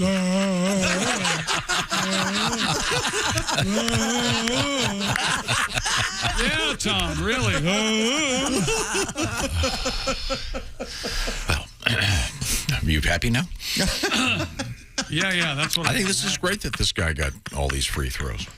It's cool. Remember the greatest generation? I mean, 94%, that's really good. Yes, it is a very good average. But it's not 100%, is it? Well, of course not. Well, if he'd shot 1 million in a row and they all went in, I think that would be miraculous. Not 1 million in a row, but just at least getting 100 shots every day. Yeah, see, that's the thing. Because he's not making 1 million in a row. He could have made 150 shots and he would have gotten 100 Exactly. a day. That's all I'm saying. It took him 17 years. That said, though, this is coming from a person that has never dedicated myself. So if we had any brains, we could do the math on this. For this guy to make 1 million of them, you just... So he's just got to work a couple more years. First of all, you got to get 365 times 17. What's that get? Well, I'm not going to do the math. I'm not going to show my work on the air. This guy's got a couple more years. He'll have made 1 million shots. 6,205. There you go. Okay, so we'll wish the guy luck. How many is a day? Is that 6 of them into 1 million? I don't know. This is a math. What am I taking the SATs again? I'm not going to do. Was there anything more annoying than a test where you had to show your work? That would infuriate me. And in fact, oftentimes I would not show my work and take the F. Are you serious? Wow, you are truly a man of twisted principles. Oh my gosh, yeah. 161.16. One of the biggest arguments I ever got in my life was with a teacher who insisted that I show my work. I go, did I get the answer right or not? Yes, but you get. If you want to see my work, you're going to have to ask the fellow sitting in front of me. That's right. He's the one who sold me the test guide. It's on my arm. No, because some of you didn't have to cheat. I hated it. Showing your work? Yes. It's just the teacher knows that you're getting there the right way. There is no right way. If I got the right answer, I did something right. That's not part of the process of teach. Never mind. It's about the journey, Josh. Josh, your sense of principle is exhausting. I got to tell you, And corrupt, I think. Fundamentally. There's nothing corrupt about it. I got the right answer. I shouldn't have to show my work. Just trust me. They want to know. Well, how did you get the answer? If you didn't I looked it up at the back of the book. If they didn't want you to use the back of the book, there would be no back of the book. That's very helpful. Can you give me the sports teaser? You think there's more? That's adorable. I was hoping. No world records? He just did 2. If you want this to last the whole morning, we're going to have to make some adjustments. Okay. I have it's kind of a world record over here. I'll give you the teaser on it. Why didn't you give it to me? Because you weren't here. This comes from Friday. The world's skinniest skyscraper. Oh, yeah, I haven't. Really? Have you seen it? Have you seen this thing? I've not. Did that Friday. It's real skinny. The 84 towers. It's the Steinway Tower in New York City. It's so skinny at the top that whenever the wind ramps up, the luxury homes in the upper floors sway about 3 feet. And they're worth millions of dollars. Oh, you can get a unit for $18 million. That's in the low end. Yeah. My gosh. The bigger 3 ones. feet? The low end of price or the low end of the building? Low end price. $66 million for the... 3 feet is way too much to sway. 3 feet? No, you want that. It's supposed to. Otherwise, it'll crack and fall. Yeah, but wouldn't that freak you out? Yes. Yeah, but it's, I guess, the slenderest building of its kind. Can't have a lot of knickknacks sitting around. That's for sure. Ironically, it's the Steinway Tower. Yeah. Can you get a piano in there? I doubt it. Up 90 floors or however tall. You think the architects, when they designed that, had to show their work? I doubt it. I hope the engineers did. As a matter of fact, they had blueprints. So they had to show. Well, all right. Well, in this case, they did. But in other cases. It's the Steinway Tower, Josh. Guess what? What? Every room has 88 keys. Like a piano, you see. Piano joke. No, sure. Boom. Sure. Piano joke. That's a lot of keys. Okay, well, now we're going to be coming back. And Frank Caliendo, comedian, will be joining us shortly. I'm very excited about that. How about some news? I have some news. We'll also have comedians Greg Warren and comedian Reno Collier. That's too many people. All joining us today, and I understand there's something. Somebody's have to drop out. There's something special coming up with Reno, and I believe we're going to get a little bit of Donnie Baker up next. Oh. This is the Bob and Tom Show. Thanks for listening to the Bob and Tom Show this morning. The show is also out there for you on our YouTube channel. Watch and subscribe.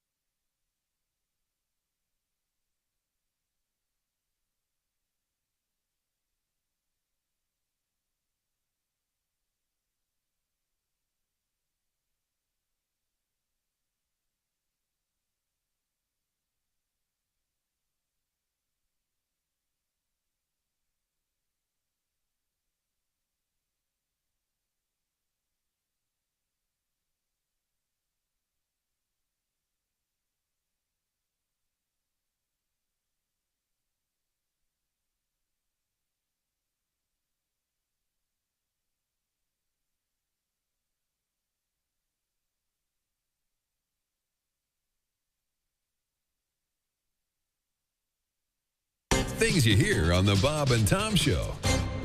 Norman, honey, what you doing? It's getting late. I'm downstairs, honey. Just getting some cereal. Snookums. Thank God he found it. I was getting desperate. I hope this works. You know, Judy tried it with Ted, and she said he's become insatiable. Boy, will Snookums be in for a treat, because her hubby is chomping on the new cereal for men who are sexually dysfunctional. It's Nuttin' Raisin, honey. This sure is tasty. Honey, I'll be right up. Nuttin' Raisin, honey. The cereal that gets you up in the morning, or any time for that matter. Nuttin' Raisin, honey. Eat them from the bowl or right out of the box.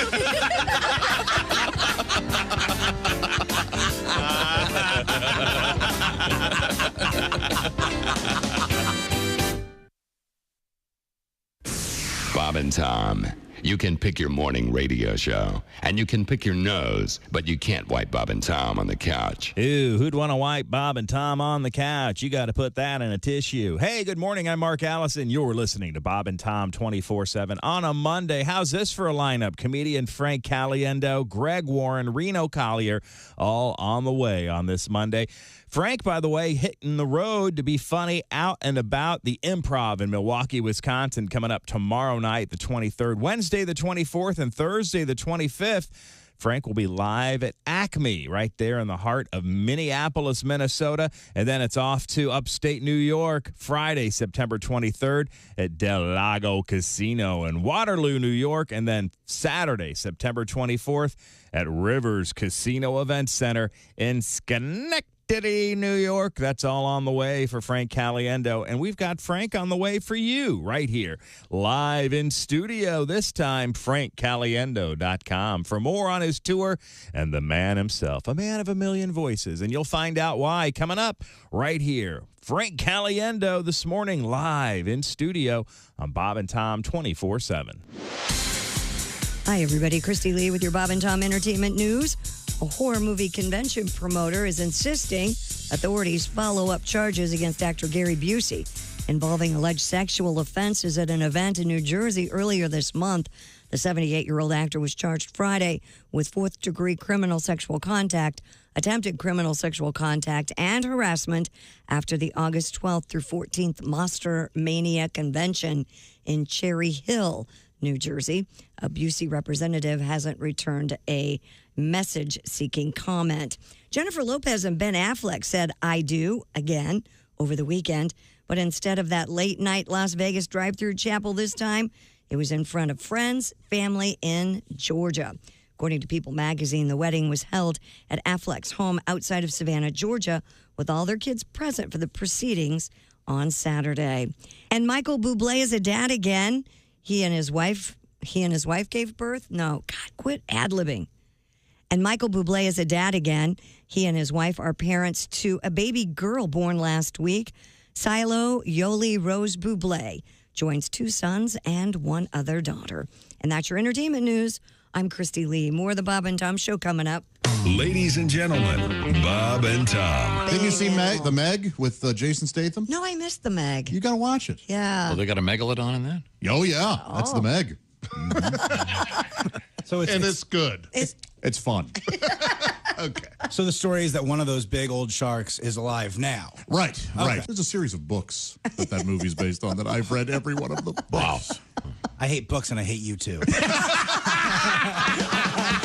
and Tom in the morning and highlights all day long. The Bob and Tom Show, weekday mornings at 6 a.m. Eastern on Bob and Tom 24/7. Don't say we didn't warn you. There's laughter ahead. You guys want to grab lunch? We can't go anymore. Holy That's cow. a good day's work, everybody. This is Bob and Tom 24/7. Comedian Renee Hicks has joined us in the studio. Morning, Renee. Good morning. Quite the sportswoman, I can Oh, tell yes, from your yes, yes. And we were conversation. talking about the WNBA. I just want to know, like, will there be, like, feminine hygiene commercials, like, sponsoring it? Because I think those things got to go. They're just too damn nasty. I mean, they got to stop. They got to stop talking about women's genitalia. I mean, and these women talking about douche. We don't do that, men. We don't go to the beach talking about douche. You don't? You know? No, we don't. And see, I never want to see a black woman do that. Mhm. Because you know they would have her just acting crazy, just walking along going, "Oh, girl, I ain't seen you in a... Damn, Shaniqua, is that you stinking like that, girl? Well, you need to douche your nasty ass. There's a whole family of seagulls following your nasty ass. Damn." So I don't ever want to see that. Hi, everybody. This is Mark Sweeney, and you're listening to Bob and Tom 24/7. My most recent marriage was a disaster. It made the wreck of the Edmunds Fitzgerald look like a fender bender. Wow. Hello. And you remember Lord's famous line about gun control. More or less. Yes. The relationship taught me a lot. It taught me they won't sell you a handgun if you're crying.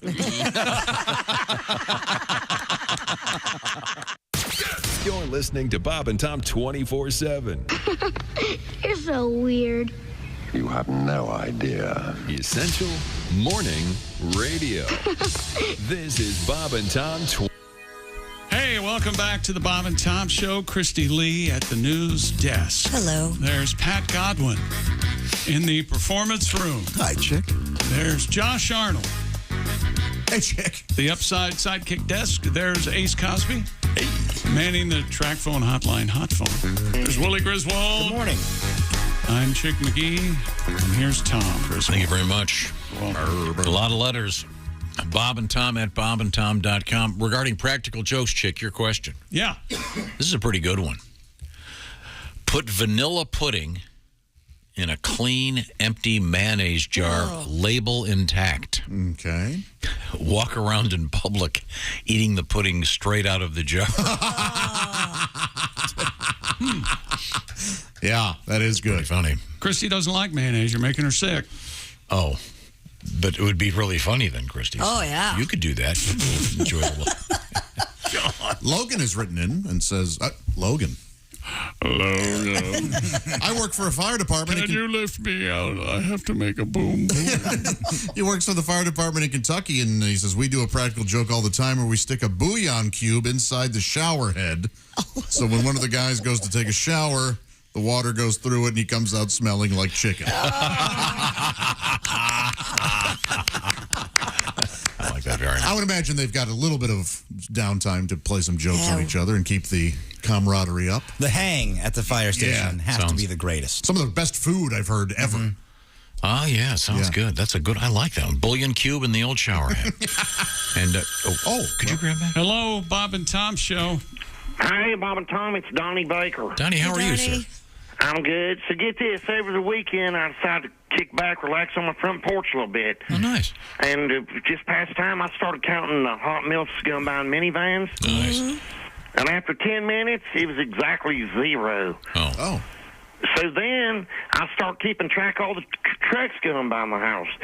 And you know what? In 3 hours, I swear to God, 34 Amazon trucks drove past my house, not one ice cream truck. That explains why Jeff Bezos is a zillionaire. With a Z like a xylophone.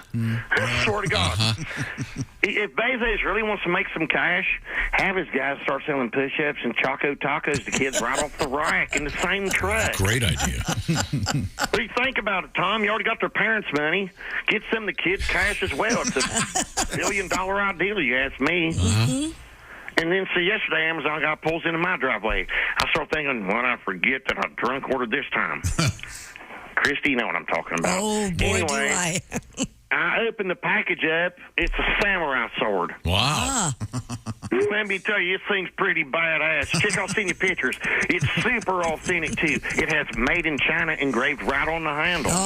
Donnie, I think samurai swords are they're Japanese, I think. I mean, between all the dream catchers, Molly hatchet mirrors, rusty saw blades, and hood ornaments and samurai swords, I'm about to run out of wall space now. I got so many antiques and treasures hanging on my walls that I could probably open a TGI Fridays if I had to. I swear to God. But I ain't as bad as my friend James Nelson. He'd always get blackout drunk and buy stuff he couldn't afford. He got so bad he was forced to file Chapter 7 all the way through Chapter 13 bankruptcies. Wow. He filed so many times he actually got a free tumbler from Peter Francis DeRacy. I swear to God. He always jokes. He says I don't have a pot to piss in now. He finally got clean after coming home one day and found a wooden crate in the driveway with a brand new big block Chevy engine he'd bought while shopping online drunk. Wow. His wife, Donna, was so mad considering they only owned an 87 Pharaoh, so I kind of get it. But James learned his lesson. He started going AAA 3 times a week, got clean and sober now. AAA? I better go. Here comes Amazon truck backing up in the driveway again. What'd I get this time? Oh, I know what it is. It's probably that badass deer stand with built-in Pioneer speakers. Swear to God. That'll be handy. I gotta go. What kind of music the deer like? Yeah, sure. Sounds good. Are we going to segue back over to the news desk? Is that the plan? We're going to go to the news desk. Okay. Well, hi, Christy. Well, hi, Tom. How are you today? Welcome to the show, Tom. You look so nice. A small shoemaking company is making news today. They've partnered with an adult toy outfit to create shoes made from defective sex toys. Really? Plastic Soles footwear is about 15% sex toy, while the rest is made from a petroleum-based foam. The shoe is made by a company called Rose in Good Faith and the adult toy company Doc Johnson. Well, I'm glad they're actually doing something and not just pussyfooting around. The shoes were initially launched in a white color for $130 and will soon be released in black.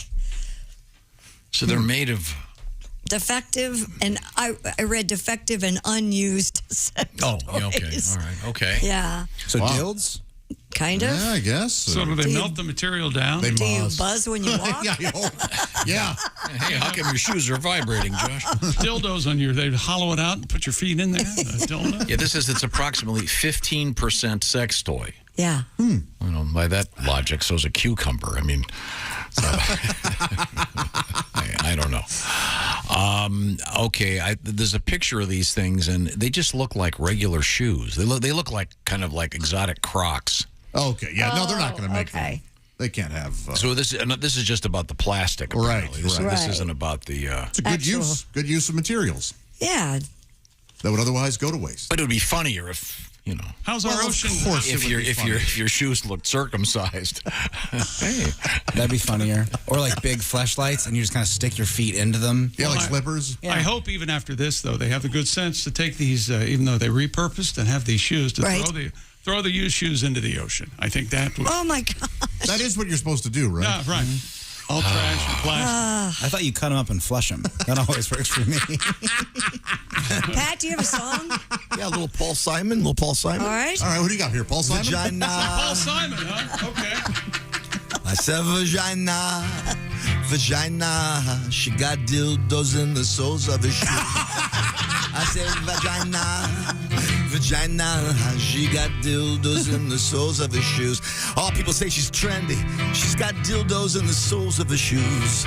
Well, that's one way to save money and reuse. Oh, the dildos in the soles of her shoes. Oh, these sex toys were defective, meant for tickling vaginas in your bedroom. Used by horny women on lazy afternoons. Now she's wearing dildos in the soles of her shoes. Say vagina. Vagina. What Paul Simon song Dildos is in the this? soles of her shoes. You know what it is. Sounds as Diamonds in the soles of her shoes. Never heard. You've never heard diamonds in the soles of her right. shoes? Pat, it was legit. That Yes, counts. it was. These shoes are not attractive. I don't know if it does. I think they're cool looking. You think those are cool? I looking? do, yeah. They I out- wouldn't wear them. They say they offer more arch support than a Croc, but This is. They look like bad porch furniture. That kind of filigreed. It's I like a think they're okay. filigreed Croc, and it's. They look nicer than Crocs. But there's no sex toy aspect to it all. It's just. I know you want it to be hilariously dildonic. of course you do. It's. What do you want? Tell us what you want. No. Tell you what you It should have really been want. designed by a dildologist, not a dildographer. Yeah, that is where they went wrong. We have to make that Do clear. you want the heels to have balls? Is that what you want? That is what you want. I want you to have to lube up your feet to get into these things. I want you to be swabbing your feet with KY. A pair of balls off the heel. How's that? Well, They learned from the other company that tried this. Who's that? Well, they tried making shoes out of old dildos. Yeah? Their name was similar to Crocs. Oh. Wow, just going right for it. Yeah, that was one of their mistakes. Okay. Too obvious. They had a sign like Toys R Us, but the R dropping down. Well, I like your original thought. This company's not pussyfooting around. Just blew it was their slogan. They're hideously ugly. When we come back, Christy, we're going to be doing what? Well, we're going to talk about, have you ever lost the keys to your car? Well, one guy has a very unusual way to prevent that from ever happening again. We'll find out what that is. Also coming up, comedians Frank Caliendo, Greg Warren, and Reno Collier. This is the Bob and Tom Show. Everything about the show is at bobandtom.com. Check it out now. State law.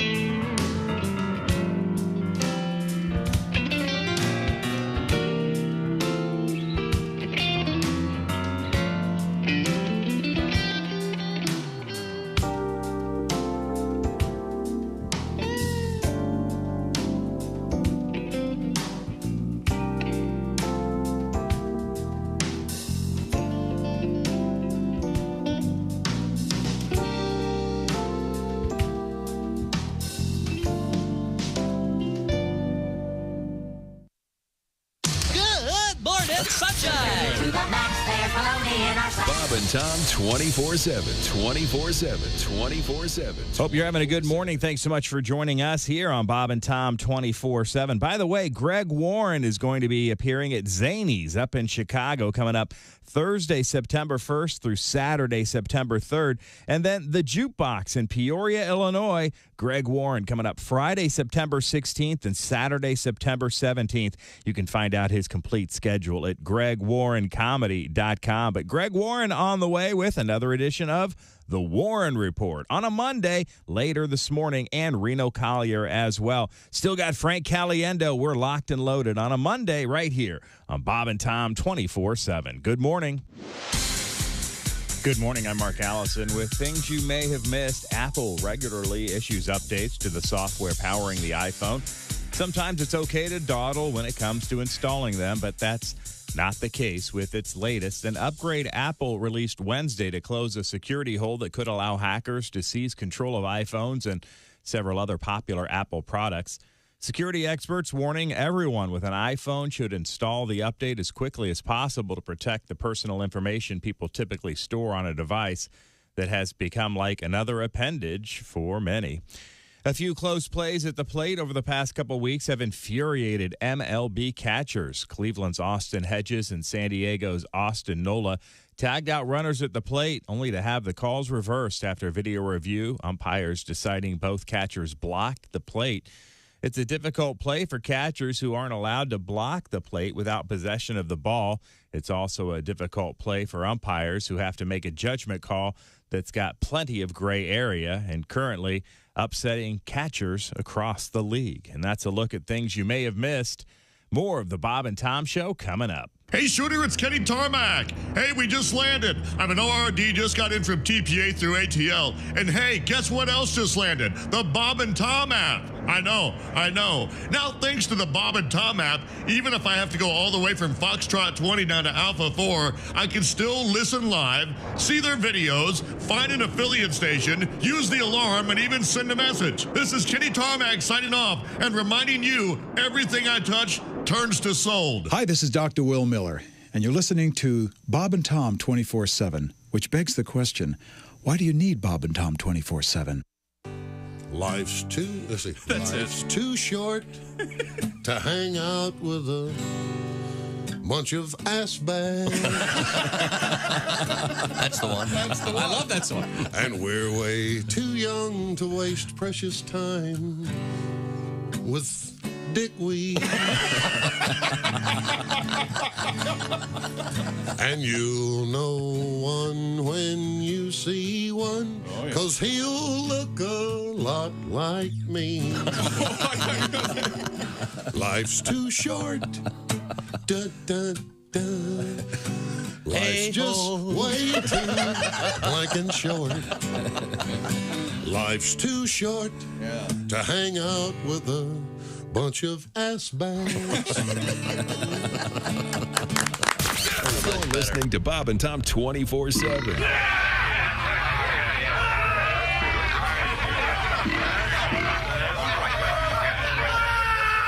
Essential Morning Radio. This is Bob and Tom 24/7. 24/7. 24/7.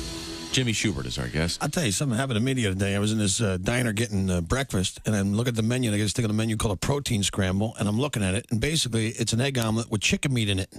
Which is wrong.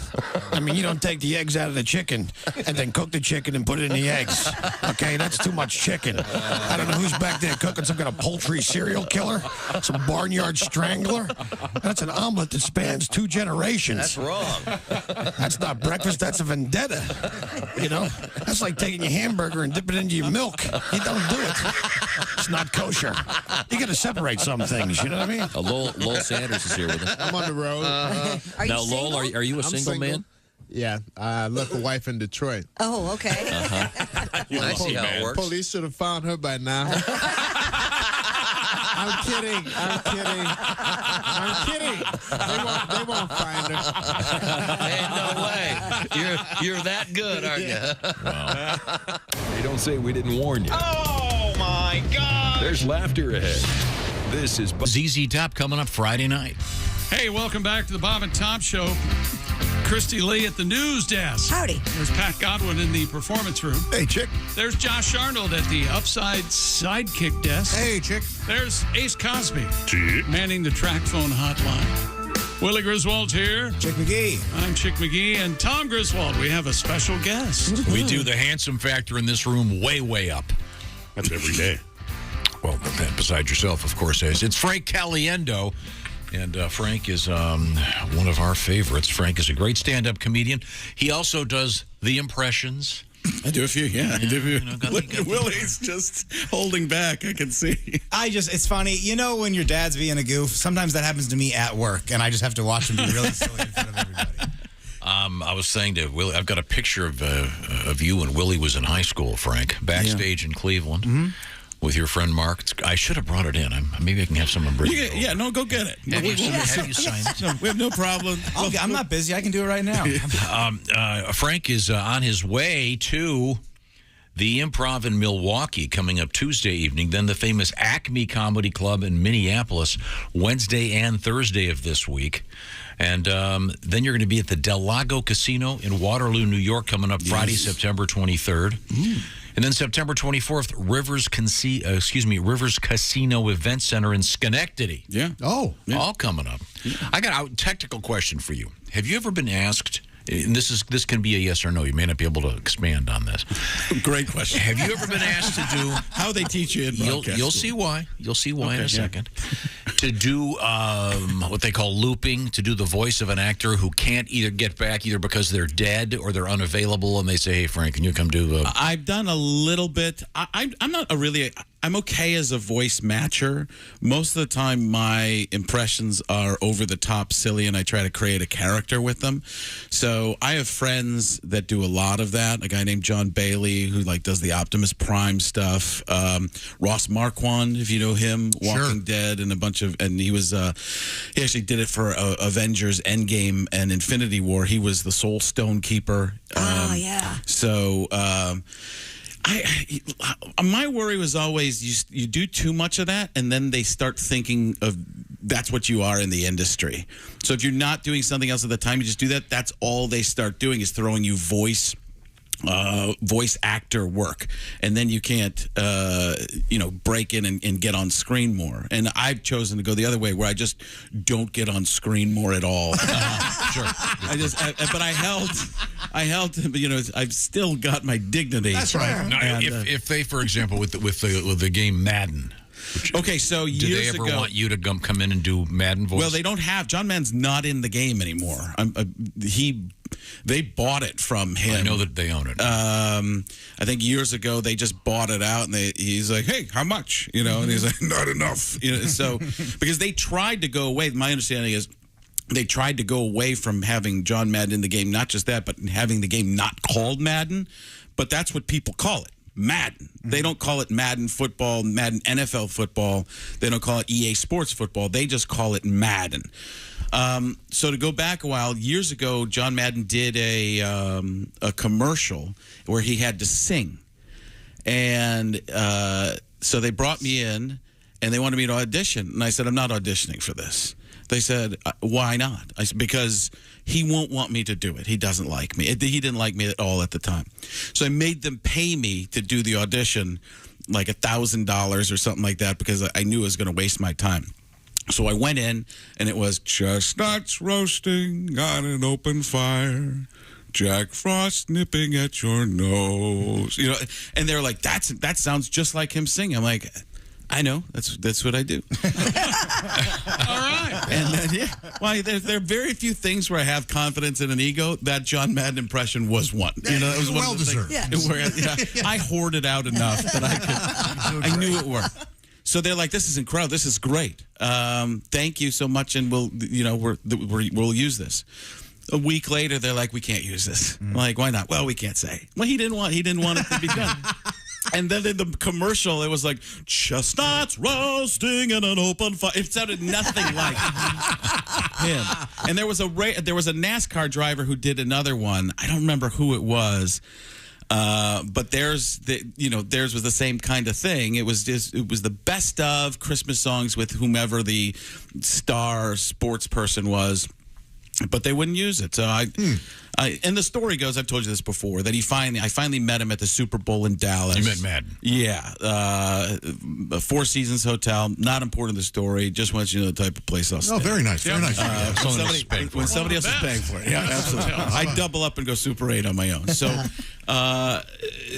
Jimmy Johnson standing next to him, football coach, not the race car driver. And so I said, Jimmy, can you believe I'm this close to John Madden? He's like, yeah, met him yet? Taps Madden on the shoulder. Madden's like, what is Jim? Oh. And the look on his face was like when Shaggy and Scooby see the bad guy pop out of the barrel kind of thing. Frank? So he's like, hey, Scooby-Doo, like, let's get out of here. Would you look at me for one Scooby snack? Would you do it for two Scooby snacks? Would you do it for three Scooby snacks and a triple-decker salami sandwich? Yeah. So it ended up, I said to John, I was just one of those moments where I was just kind of in awe. This is the guy that I made so much money off of, and he thinks I don't like it. I love the guy. Sure. Totally endearing. He was football for so many people. And I said, can I get pictures with you and, people from my family, my kids and stuff? This means a lot to me. He's like, what's going on here? It's like his world was exploding. It's like, so he thought you were making fun of him all those years as opposed to... It was. Well, I was. Well, yeah, but that's it was what I do with a YouTube. celebration. Yeah. I mean, it is. It's a weird thing when sports people, when they're put on pedestals, especially coaches. Nobody was messing with the old school coaches back in the day. And as that came along, we do that to each other. We're used to that. You go into especially nowadays, you go in somewhere and you make fun of somebody and they get weirded out by it. Like when you messed with me, Josh, when I came in, you ripped me to, we had fun. We go back and forth, tit for tat. You won, obviously. Well, but it was one of those things where that's because Josh has bigger tats. I mean, we're also pretty good at it because we hate each other. That's what it's really, you can pull from the emotion. Yeah, exactly. There's love or hate. We go with hate. Hate's this far from love, and that's why we're. So, but Matt knew who you were right away. Oh yeah. He was he cordial? I think he didn't know what to think. Like he was maybe trying to avoid me for the last 12 years at that time. So, but when he saw, I made his grandkids laugh. And his grandkids kind of go, hey, guess what we're having for dinner? Whatever it is, you better finish it all or you don't get dessert. That kind of a thing. And they're like, he sounds exactly like you, Grandpa. And I know. So it was one of those moments where he realized, oh, this is a human being, this guy. When you're in the NFL, high-level sports people a lot of time, if you're in the club, it's okay to make fun of each other. But if you're some goofy comedian, John Madden was 6'3", just a mountain of a human being. He was wearing, I think, 2 flannels put together. It was that's how big of a guy he was. And he just saw me as like a kind of a nuisance at times. The first time I was ever on TV, it was Jimmy Kimmel took a pair of hedge clippers to the Madden eyebrows I was wearing. And that was, the next day his eyebrows were shaved, but, cut down and groomed really well. And people were like, it's never been like this before, so... It made him change some things too, I think, back in the day. But then he realized as a human being and just a person, I said, man, you're great. And I just said the truth. I really enjoy you and all that kind of stuff. And you are football to so many people. And he got it. It was just a different kind of feel after that. Did you have a picture of yourself with him? Yeah. I honestly don't even know where it is. I'm sure my wife has it somewhere. But I'm weird with that stuff too. I have pictures with some pretty cool people, and I'm getting to that age right now where I wish I had kept an eye on a lot more stuff. And you go places and you go to some people's house. I don't know, maybe some of you guys like that, but they have pictures of themselves everywhere with lots of different. I have pictures of my kids everywhere. My kids. My whole life is about getting my kids to meet people that they find as are their idols. Juliet, my daughter is 16 now, and she wants to get into PR. So one of the things I've been able to do is have her meet a bunch of really famous people, some of the Avengers and stuff like that, because when you meet them, there's that moment of, oh my God, you're a person. I don't know what to do. She's kind of gotten over that. She met Tom Holland, she couldn't talk the first time. Now she could go up to Tom Holland and just say hello. It's that little thing. No, not a lot of 16-year-old girls can do that. They couldn't go up to Chris Hemsworth and just have a conversation now. Not that they would know who she is, but she would have that ability to just talk instead of being in awe. She's not intimidated anymore. Right. Mm-hmm. We're going to talk with Frank Caliendo, a man of many voices.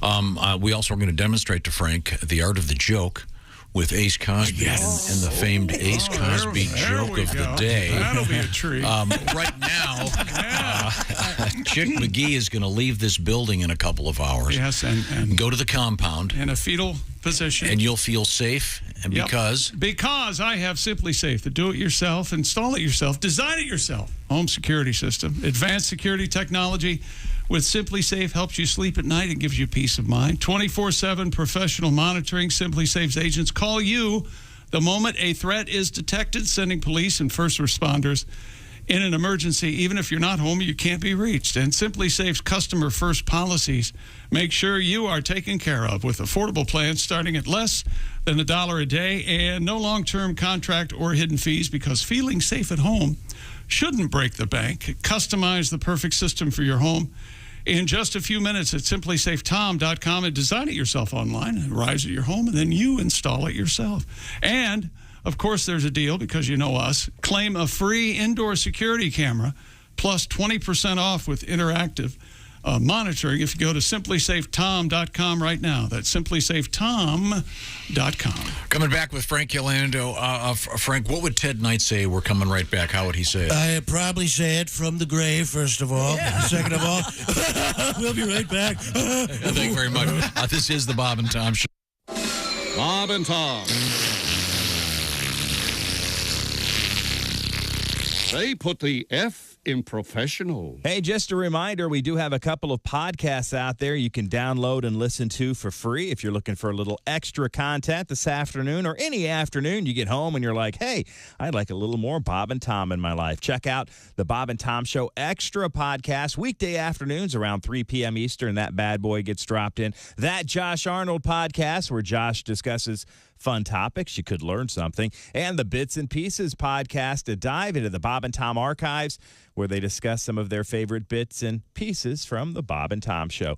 Download all for free at bobandtom.com/podcast as we roll through this Monday together. It's the 22nd of August, 2022. How about that? 22, 22nd, and the 22nd. It's August 22nd, 2022, and you're listening to Bob and Tom 24/7. Hi, everybody. Christy Lee with your Bob and Tom News Update. Apple regularly issues updates to their software powering iPhone. Sometimes it's okay to dawdle, but not this one. This latest upgrade that Apple released Wednesday closes a security hole that could allow hackers to seize control of your iPhone and several other Apple products. Security experts are warning that anyone with an iPhone should install that update as quickly as possible to protect personal information. The fast food chain Wendy's is pulling lettuce from sandwiches in its restaurants in Michigan, Ohio, and Pennsylvania after people eating there reported falling ill. The Centers for Disease Control and Prevention is investigating the source of the E. coli outbreak that has sickened at least 37 people. They're trying to determine whether romaine lettuce is the source of that outbreak. Sex toys and shoes? Try sex toys in shoes. A little streetwear label has partnered with a giant in the adult toy industry to create a shoe derived in part from unused and defective amusements that might otherwise go to the landfill. Plastic sole is about 15% sex toy. The rest is non-bleach EVA. Those shoes were introduced last month but have not been one of those sold out in seconds phenoms yet, like some of the other titans in the sneaker culture. And that's your news. I'm Christy Lee. More of the Bob and Tom Show on the way. Things you hear on the Bob and Tom Show. Hello. Bonjour. The perfect gift has arrived for the single man. The new cologne from the makers of Clintorius and Bonaire. France's most noted fashion designer, yours truly, Mr. Béchon of Paris, has developed an exciting and stimulating new scent for men. Honey, come on. You've been in the bathroom for half an hour. What are you doing in there? Just Just enjoying my masturbation. Masturbation. Just slap a little on. Repeatedly. Oh, God. Thanks. I needed that. Is that masturbation? Yeah, I think that's the sign. Masturbation. Hi, this is comedian Rob Haney, and you're listening to Bob and Tom 24/7. Morning, Bob and Tom Show. Yes, if I could just have a few minutes of your time, I'd like to speak with you today about the joys of water sports. Is this Bob and or Tom? This is this is Bob. Yeah, perhaps you already own a boat. However, this is a wonderful opportunity for you to upgrade your boat. Shut up, Randy. Read the script all right. Upgrade boats. I want him to buy one. I've almost got him, Donnie. Okay. The badass wave buster, beast on the water. And tell Chick he looks thinner and he'll buy it. You get a free tube if you're not a lard queen or like pork. I ain't even gave my pager number, man. Donnie, all right, I'm not going to do this anymore, Donnie. Get back to work, Randy. You screwed it up anyway. Bob and Tom, 24/7. Oh, yeah.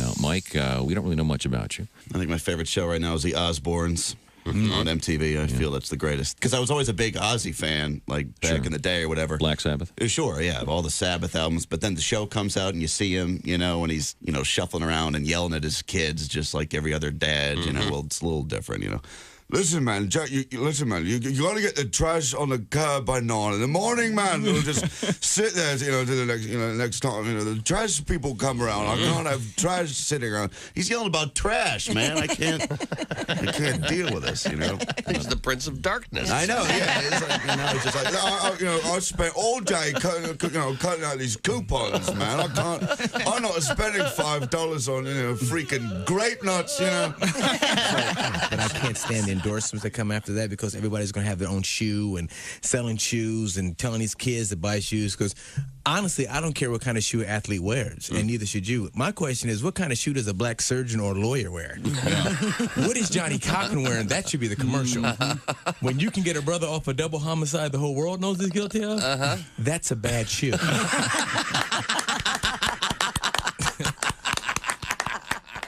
You know you're too high when you're eating cereal naked and your girlfriend tells you to put some clothes on. You realize it's not your girlfriend. It's just a woman on a bus. That's how you know you're too high. Bob and Tom. Well-meaning, but... Yeah, they're... Hey, welcome back to the Bob and Tom Show. Christy Lee at the news desk. Good morning. There's Pat Godwin in the performance room. Hello. Josh Arnold is here at the Upside Sidekick desk. Hi. There's Ace Cosby. Howdy. There's Willie Griswold. Yo. I'm Chick McGee. And here's Tom Griswold. We got a couple of guests, Tom. Very good. Joining us live in the studio, it's comedian Frank Caliendo. Frank's on his way to the Improv in Milwaukee, his hometown. Tuesday evening, that's tomorrow night. Then Wednesday, he'll be at the famous Acme Comedy Club in Minneapolis. In fact, he'll be there Wednesday and Thursday. We're also joined by comedian Greg Warren on the big screen. Is that Warren Zevon? Oh, yeah. And this is the Warren Report, and he likes to have a picture of another famous Warren on the wall behind him. That is indeed the great Warren Zevon, the Werewolves of London guy. Isn't this repeating, Greg? Because if you were, this is a good place to repeat Warren Zevon. Yeah, Chick, I'm running out of Warren. Yeah. It is repeating. And Jennifer Warren? No, Jennifer Warren's. Jennifer Warren. That'd be close enough. That'd be okay. I did use Jennifer Warren's, Christy, as a matter of fact. You snuck it in there. Could you do Leo Tolstoy and have Warren's piece? Oh. I do have I did use a Warren Peace poster, Tom. So I'm running. I mean, I don't know what to do at this point. I'm getting a lot of emails saying, here's a picture of my Uncle Warren. He fought in the war. And stuff. That'd be okay. Yeah. I think so. Yeah. I want to do that. How about Greg? We can go that way. Maybe famous Yeah, Greg's? go with Greg's. Because I did that. I did the report from my house, and I put up a picture of Greg Kinnear for Tom. But see, he's good. He's good. I love Greg Kinnear, but it's called the Warren Report. You see. Well, I know, but it's Greg Warren. Okay. I'm trying to help him out. Okay. I appreciate that. Yeah. Forrest Gregg, isn't he a football coach? Yes. 3 G's. 3 G's with Forrest Gregg. Do you have a room full of just posters of Warrens? They're all right here in the living room, Christy. Okay. It's, Nice. That sounds don't like get don't get a lot of company here. Sounds like a lovely home. Doesn't have a woman's touch. Now, Greg Warren, you were mentioned on stage last night. Willie, do you want to explain that story? Oh, I sent him a message. Yeah, I saw John Mulaney last night, and he just mentioned that he was in the same city 10 years ago opening for you, and he just said that you were wonderful and funny. I just thought you'd get a kick out of that. Yeah, our careers have diverged a little bit. Yeah, John's a fantastic guy. Very, very funny. Yeah, that's really cool that he said that, man. Now, I've got a real quick letter I want to read for Frank Caliendo. Oh, but I should say prior to that you are, in fact, going to be recording your new album just around the corner. Am I getting this right? You're going to be in Lexington, Kentucky? Yeah, it's actually a video special, Tom, and an album. Yeah. And that'll be what day? October 1st, Lexington, Kentucky. Okay, we'll keep that in mind. And I believe Josh is going to be there? Yeah. I'm going to be watching. Josh is going to be there, and Nate Bargatze is going to direct it. So it's going to be very cool. Yeah. Okay, well, now we have a little letter that involves Frank Caliendo. This comes to us from William. He writes, Frank got me in trouble when I was in the Air Force. President Bush was speaking at Wright-Patterson Air Force Base. A few of us from UNO went to see him speak. As soon as President Bush came out and started talking, I couldn't help laughing, thinking about Frank's impression of the president. Well, when you are the Commander-in-Chief, you got to understand that you have to take things seriously. This isn't a Josh Arnold type of situation. See how I worked you in there, man? I appreciate that, Mr. Grab the paper. Thank you. I'm a big fan. I appreciate you, sir. Love the references to adult material. Oh, sure, yeah. And pizza. A lot of those come from Tom, and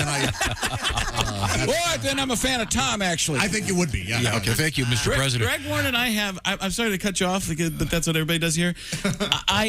Greg and I have the craziest moment together, maybe in my life, or second craziest. But we were in Houston during a tropical storm, and we actually ended up wading through streets that were filled with water, trying to get back to a hotel that no longer existed by the time we got there. Oh my gosh! Yeah, it was. We were walking. It was like this. The water was up to street signs, and we had to walk from the comedy club back to the hotel. And at one time, just Frank turned to me and he said, "This is the worst thing that's ever happened." No, I don't want to say what the... So years later, something... I don't want to say what it was because I don't want to offend people, but there was something very tragic and big that happened. And I texted Greg Warren. I said, this is the second worst thing I've ever been involved in. And he knew exactly what the reference was. Oh, yeah. He was so sad, man. Oh, that was the saddest because I wanted to get home so badly, and I had a flight going out.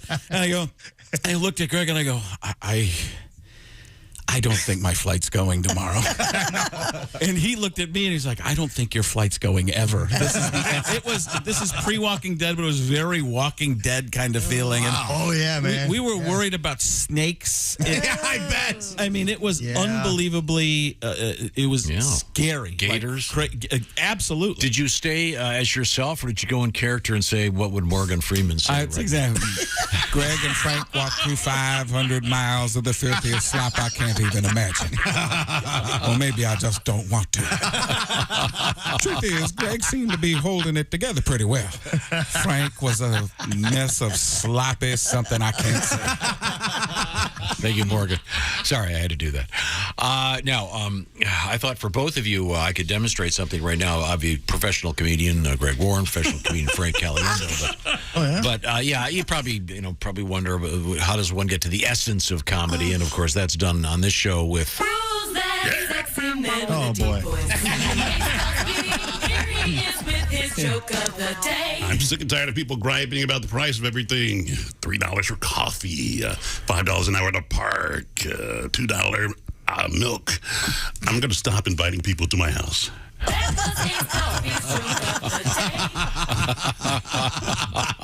That's one of his best ones. Yeah. See, you think you don't? It's misdirection. You don't know where it's going. It's good. Very good. Yeah. Hey, Greg, aren't you glad you called for your report? Yeah.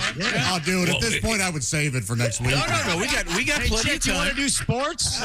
We could, real quick. We got plenty of time now, Greg. Let's just get to it. We should explain that the Warren Report every week you pick a topic. We'll see if we can get through this. What do you got? Greg, hurry up. What's the whole? Well, it's fitting enough because I believe Frank lives in Arizona. I wanted to talk about the saguaro cactuses. Oh, sure. Yeah. I was in Phoenix this week, and I thought it'd be a good topic. Hey, thanks for texting me. Appreciate it.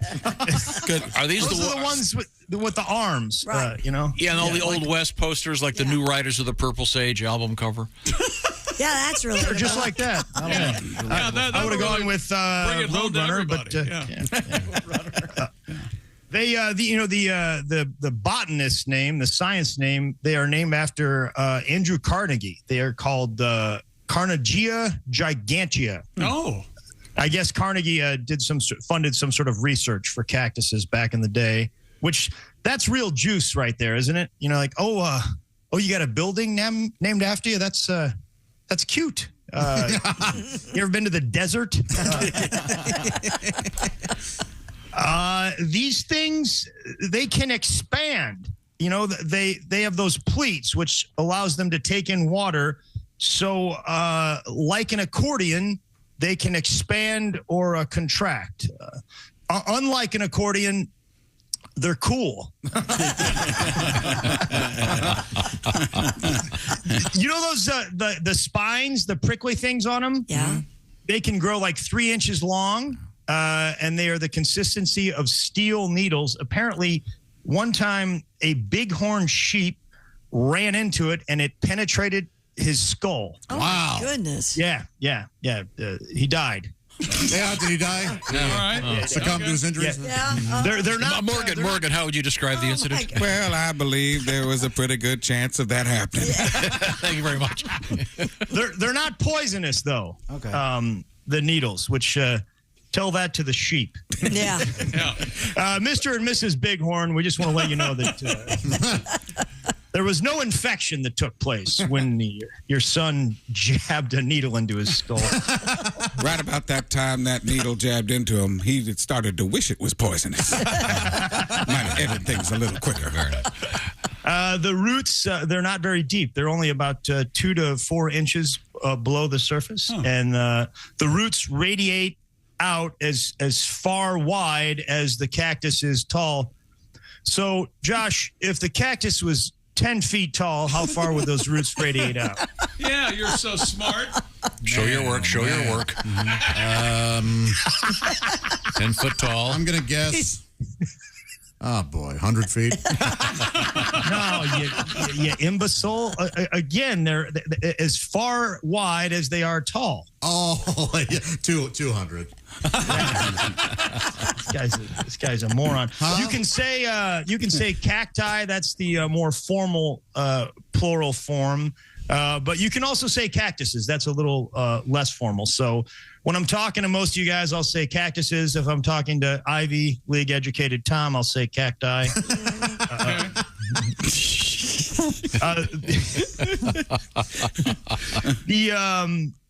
The oldest cactuses, granddaddy. Okay, this is 300 years. Yeah, this is what I was waiting for. The age of the cactus. Yeah. These things, Chick, these things can be 150 to 200 years old. Whoa. On average. Ooh. Wow. Old granddaddy made it to 300 years old. He was 40 feet, 52 arms. Huh? Oh. Yeah. He died from bacterial necrosis, which can't you just say he died of old age? I mean, no joke. 300. Yeah. And then the grand one, that's the third oldest cactus. The second oldest cactus is not a saguaro. It's a Mexican giant cardone. And that's still there. If you guys make it to Baja, California, it's 300 years old. Yeah. Hey, Gray, 10 feet. I got it. Josh, I once figured again, it out. it's 10 feet. as tall as it is, it's the same distance wide. So if it was 10 feet tall. Yeah, we got that. 10 feet of roots, right. Yeah. This is the third worst thing that's ever happened. It gets better here, Frank. It's going to pick up here in a second. Yeah, just pick up the pace. We got a time limit. You know, it's illegal to mess with cacti, Tom. What? You can't plug them, as they call shooting cactuses. Oh. That's in Arizona state law. And in 1982, a man was shooting a cactus, and it fell down on him and killed him. Oh, wow. Yes. Yeah. Oh, that was he point blank range? Assassination style? I guess, yeah.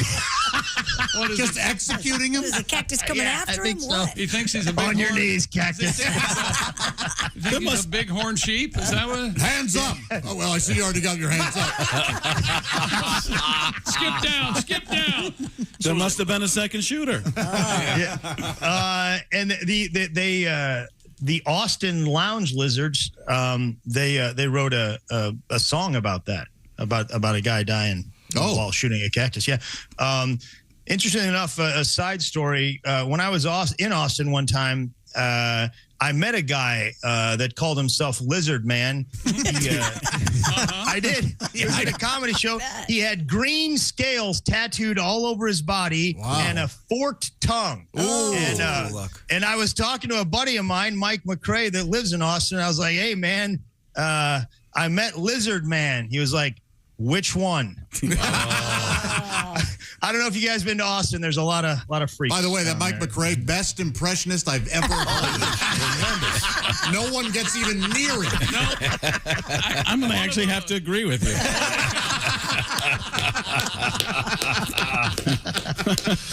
Yeah. Take that, Josh Arnold.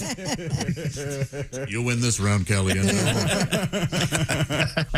Back to you, Greg. Oh yeah, thanks. There's such a thing as cactus rustling. Like you can get about $1,000 for these things on the black market. Wow. So you can't do that in Arizona. It's a guy went to jail for 8 months for stealing cactuses. Kid got arrested for cutting off the arm of a cactus. Ooh. Which, I mean, if you're going to steal a cactus, fine, but you're cutting the arm off, you're just some kind of sick freak. As far as Are they like starfish? Do they regrow? I got to get to my research. Again, Tom doesn't give me much of a budget here. Well, that's a stupid question. Same question for Lizard Man? Yeah. You know, there's other stuff you can't do in Arizona besides mess with a cactus. You can't make fake cocaine. Okay, fair enough. You cannot hunt camels. No, you couldn't do that. You can't do anything in this And you cannot walk into a hotel lobby with spurs on. Those are all laws on the books in Arizona. Yeah. Do they have a population of camel problems? I didn't know that either. Yeah. At one point, I think there was some camels in Texas and Arizona that were there for military purposes or something. Oh, I see. There's a lot of alpaca and I think llamas. Nice. In Arizona, but I don't think I've ever seen a camel. But I've been very busy hiding my cactus arms that I've been cutting off. So That's alpaca. You got to block that. That's American Gangster, Denzel Washington. I do impressions Okay. too. All right. Okay. Very good, Greg. Very good. I get you. I understand where you're coming from. Very nice. Very nice. Okay. All right. Okay. Hey, that's the Frank, extent you of Jim my. Rome. But that's the extent of my Denzel Washington. Okay. That's the extent of Denzel Washington. We love him, but we forget he's one note. Oh, That's good. a good Very note. good. Josh, I agree with it Will. is a good note. Very good Take note. it back. Okay, Greg, we need to get to the closer. How about if we close with Frank doing an impression of Jim Rome? It's my favorite thing. How great is that? Coming up with a huge closer. This is like the fireworks ending. They go from one firework to other slow-building fireworks to finally spending all the budget in the last 30 seconds. Great job, Greg Warren. We learned so much about the saguaro cacti. Definitely am not going to be hunting camels or cutting the arms off of plants. Thank you, Jim Rowe. Great job. Jim, would you say that was phenomenal? I would say incredible. Phenomenal. Saguaro. How great is that? Just find multi-syllabic words. Now, do you own any Spurs, by chance? Jim Rowe with Spurs? Is that who you're asking? Yes. Of course I do. I've got Spurs that jingle when they jangle. What I love to do is get in a duel, take 10 paces, and turn. Very helpful. Thank you very much. Biggest problem, I know you're trying to get out of this segment, but the biggest problem is when I draw, I pause first. Oh, yeah, that would be perfect. Just For dramatic effect. Thank you very much. Greg Warren, am I getting this right? Thursday, September 1st through Saturday the 3rd at Zanies in Chicago? Yeah, that sounds right. Okay. All right. But it's October 1st, the big night. The new Greg Warren special will be filmed, taped, videoed, and recorded forever with Josh Arnold present in the audience. Sure. With a girl on each arm. Heckling. What was your name again, sweetie? When I point, shout something. Thank you very much, Greg. Goodbye. We just lost. Greg. Frank Caliendo's hanging out with us. Frank is going to be at the Improv in Milwaukee coming up tomorrow night. Then Wednesday and Thursday at the famous Acme Comedy Club in Minneapolis. Right now, I want to introduce you to somebody else. Her name is Krista. It's not really a she. I guess you could say she's a she. It's Krista is a bright, white, flawless to the eye, near colorless, high-quality, round, brilliant cut diamond, expertly set into classic gold. It's a beautiful classic gold solitaire, Tiffany-style setting. You know what I'm talking about, Christy? Of course. And Krista is, of course, a ring, an engagement ring from Steven Singer, available at IHateStevenSinger.com. Check her out online. Steven makes it easy for you. It's the perfect engagement ring. You don't have to do a lot of choosing. You just go click, and there it is. The perfect ring at the perfect price. No nonsense, no hassling, and no haggling. Real diamond jewelry doesn't have to be expensive. Buy real diamonds from a real jeweler you can trust. Remember, Steven is famous for 12 months interest-free financing and a 100-day, 100% no-hassle money-back guarantee. You can't go wrong. It's guaranteed that she'll say yes. If she doesn't, remember the no-hassle money-back guarantee. Right. IHateStevenSinger.com. Click on the Krista Ready for Love diamond engagement ring. It's the smartest way to buy real diamond jewelry for someone you love. IHateStevenSinger.com. Coming back with Frank Caliendo. This is the Bob and Tom Show. For a complete copy of the Bob and Tom Show contest rules, go to bobandtom.com/contest-rules, or just scroll down to the bottom of the page and see contest rules. This is the Bob and Tom Show.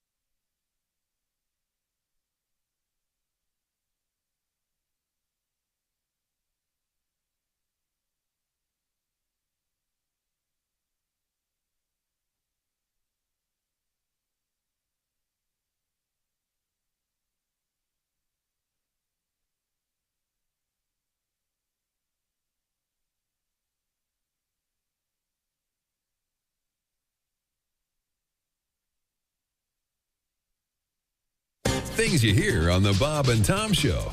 The Law Minute with ex-attorney Jack Thomas. You know, I got a lot of mail here at the ex-law office. Well, this comes from young Davey Radonovich. He asks, what is the difference between slander and libel? Well, what kind of idiotic, stupid question is that? What kind of little pea-brain moron would write me? I think if I were you, little Davey, I'd worry more about inbreeding than I would about the law. Davey, that was slander. If I would have written it down, it would have been libel. This has been the Law Minute with ex-attorney Jack Thomas. Remember, ladies and gentlemen, the law is your friend. It's the lawyers you have to watch out for. And remember this, the preceding has been a joke, not legal advice. Learn to know the difference.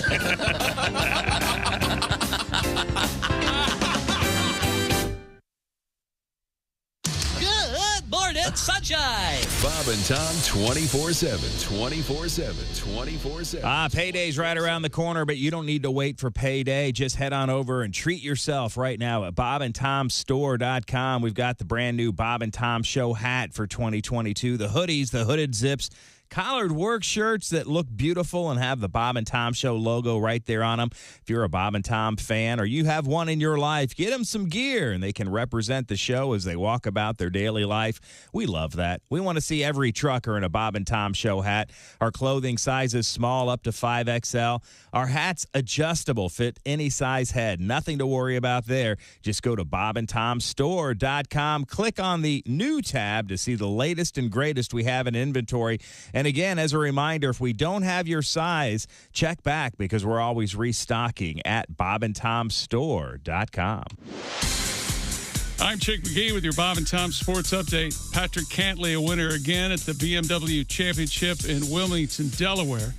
NFL preseason action last night. The Ravens run their preseason winning streak to 22. They beat the Cardinals 24-17 last night in the desert. Giants beat the Bengals in East Rutherford 25-22. And the Eagles over Cleveland 21-20. Major League Baseball yesterday, interleague action. Houston over Atlanta 5-4. American League winners, the Yankees, Detroit, Tampa Bay, Texas, Oakland, and Baltimore.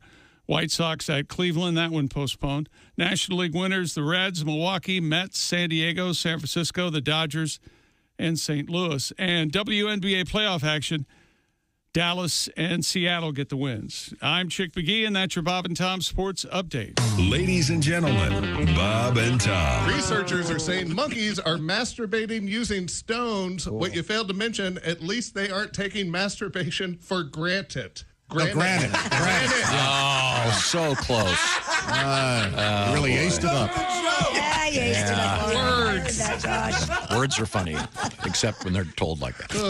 A dog was rescued a mile from shore, what you failed to mention, or you just ruined that dog's morning workout. I got tired of people calling me Husky. Bob and Tom in the morning and highlights all day long. The Bob and Tom Show, weekday mornings at 6 a.m. Eastern on Bob and Tom 24/7. This is Bob and Tom 24/7. My name is Jim Gaffigan. I have to go and, well, I just had a hot pocket, so you know where I'm going. It's the most talked about show on television, The Bachelorette, where 25 eligible bachelors try to win the hand of one single woman. And now, Bob and Tom Television brings you a new twist on this hit show. She's 30 and single. She's... What the hell do you mean by that? Oh, nothing. Meet Linda Jackson. Now, here come the fellas. Say hello to Todd Williams. Hi, Linda. I'm really pleased to... Yeah. Next. And here's our next eligible guy. Say hello to... Hold it. Are you really going to say each time, say hello to Dick Ding Dong or whatever? Jesus. Okay. Here he is, Jerry Peterson. Hello, Linda. I can't tell you how happy I am to finally meet you. Right. What do you do, Jerry? Well, I own my own consulting business and... consulting, eh? And when did you lose your Amway dealership, Jerry? Huh? Sheesh, what a bitch. She's the Bachelorette. She's single, pissed off, and is looking for money. Lots of money. Hi, I'm Linda. I'm Phil. Yeah, did you forget something? No, I don't think so. Any gift? Gift? I didn't know that we were... Bye-bye, loser. Wow! Tune in to Bob and Tom TV and see why she's called the Bachelorette. She's on the prowl, and she's got... Shut your hole and bring on the rich numbnuts. On Bob and Tom TV. Well, there you go. There's a show I'd watch. Yeah. Hey, guy, it's Kid Tarmac. This is Bob and Tom 24/7. Kid Tarmac. I got thrown out of J.C. Penney the other day. Really? Yeah, fondling up the mannequins. You believe that? And that ain't my fault. Have you seen the mannequins in there? Uh-huh. And they taunt you, too. They got the little short skirt on, the arm up, kind of waving you over. You know what I mean? Shoot. I tell you what, if you ask me, the little whore was asking for it. Hey, this is comedian Ron White, and you're listening to Live.com. Hey, welcome back to the Bob and Tom Show. Christy Lee at the news desk. Howdy. There's Pat Godwin. Hello, Chick. He's in the performance room. There's Josh Arnold. Hey, Chick. At the upside sidekick desk, there's Ace Cosby. Chick. Manning the track phone hotline hot phone. Willie Griswold here. Good morning. I'm Chick McGee, and here's Tom Griswold with our guest. Thank you very much. Our guest is comedian Frank Caliendo. Frank on the road. Some big shows coming up. How about this one? It'll be Friday, September 23rd at Del Lago Casino, Waterloo, New York. Then the next night, Saturday, September 24th, Rivers Casino Event Center in Schenectady, New York. Josh, can you spell Schenectady? Probably not. Yeah, it's a toughie. S-C-H something. Yeah, there you go. That's S-C-H-E-N-E-C-T. S-C-H-E-N-E-C-T. Schenectady, ladies and gentlemen. And I have an unusual request here for Frank Caliendo. We'd like to treat Frank kind of like a puppet. Like a puppet. Yeah, you treat all of us like puppets. Yeah, that's true. I do. We have puppets of ourselves now. You know that, do you right? really? Oh, and now we're getting those. Yeah. Where are the puppets? Where have the puppets been? It's time to bring them back. But right now, Frank is. Oh wait, I've seen those. Those are fantastic. Aren't they great? Those are very funny. I've seen them on the internet. No, Yeah. you hate that look on your face. Was They're like, great. oh god. There's nothing sadder than Can seeing you ask the Frank? puppets with their heads hanging down. No life in them. Yeah. Kind of like me after the show. Yeah. No, go ahead. I'm going to give this guy's last name because it reminds me of something. Oh, good. His last name is Funkhauser. Oh, I went to school with some Funkhausers. Did you? Yes, I did. What a great name. Absolutely. F-U-N-K, Funkhauser. This guy making that name up? No, No, it's a they're- legit. It's a legit email address. It You can't is. make those Yeah. up. His first name is. Oh, I'm not going to. He Might have gone said, to school with me. "Can we get some Terry Bradshaw out of?" I tell you what, I love. That's what Caliendo. I still don't understand any of his jokes. The great thing is, anytime I have a business relationship with Terry Bradshaw, and a little bit off, but Jeff Dye, you guys know Sure. Jeff. Yeah. Right? Jeff Dye is like best friends with Terry Bradshaw, and they'll just text us like, "How's it going, son? I never had." It's like, what's going on here? They were on that TV show. Yeah, they did that with Shatner and the. So I don't know. It's one of those types of things. But Terry, yeah. Last time I saw him was I ended up not seeing him. It was an event out at this resort in I think West Virginia, and I texted Terry. I'm like, I'm going to be here. It was Friday afternoon. The Greenbrier? The Greenbrier. Yeah. It was. Let me see if I can find this right now. A text. It's not on there. Okay, but the text back and forth was basically I said 3:00 in the afternoon on Friday. I texted him.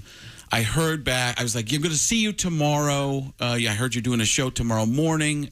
Speaking." He calls them speeches. I give speeches. Why do you call them that? Because I don't know what they're going to be. So I'm like, "You're going to be there tomorrow morning. I'll maybe stop by and see you.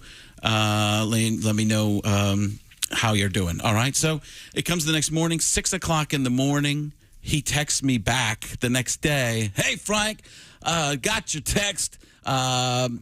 Wondering if, good morning. So maybe I'll see you in the morning." I was like, it doesn't really make sense.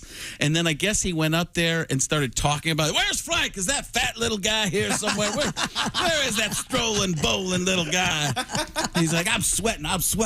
That's his whole thing is he sweats a ton. And so I never ended up talking to him. And I said, I text him later, "Where were you?" He's like, I just slept, Frank. I got in at 3:00 and I woke up the next day. I didn't even know what day it was. I was like, all right, that sounds like a normal day for you. Frank Caliendo is our guest. And now, Frank, you have a young son entering college. Yeah, we dropped him off at ASU 3 weeks before. We're just tired of the sarcasm. Yeah. Sure. He's in dirtball phase too. Like he's got a mustache. Yeah. That he was thinking the other day, and he was twirling his mustache. Like that's fuzz, dude. He likes to talk about his mustache growing in. You know, it's like I think it's really coming in. Yeah, I mean, it looks like you're using eyebrow pencil, but whatever. But we dropped him off on Sunday, helped him move in, and he's been back like 7 times, and school's only been, they've only been at the dorms for a couple days. But it's really funny because he walked in and he looked at a doggy door, a gate, a fence kind of thing that was fencing off part of the house from our multitude of the Shih Tzu Mafia, as we call them. Because we have 4 Shih Tzus and a... that's far too many. Yeah, it's way too, and a St. Bernedoodle. Yes. And it looks like the Shih Tzus form Voltron to become the St. Bernedoodle. But he's like, did you guys move this since I left? We're like, you left 2 days. You left an hour ago. You've been gone for a day and a half. A lot of changes, all I'm saying. That's what he's like. He's like, like, you have a time machine? What are you, you've been in the quantum realm for a while? What are you talking about? You were here 6 hours ago. All these changes. This isn't what it was like when I grew up here. Nothing's changed. How far is his college from 15 minutes. It's 3 turns. Oh. We live right down the street from Arizona State. Now, does he have any Frank Caliendo impressions that he likes, or has he asked you to work on things? Because he's obviously a different generation. You know what? I don't know. He likes some of the sports stuff because he's big into sports. He's gotten to meet people like Charles Barkley and people like that. That's been cool. So he likes that. He's always like, yeah, I do more Tony Romo and Jim Nantz. And my Jim Nantz is only okay, but it's the Tony Romo's, oh, Jim, this is going to be incredible and amazing and amazingly incredible. And here we go, Jim. Tony! And Jim Nantz called me, and he left me a message. And the message was, Frankie! So I explained to him, the reason I do that, Tony, on the internet is because I can't say many words as Jim Nantz. People are like, that's not a good Jim Nantz at all. So I just do the Tony Romo describing the situation. And then here we go, Jim. And then the Jim Nantz is, when something exciting happens, Tony. Now, they've done that on the air, too, in games.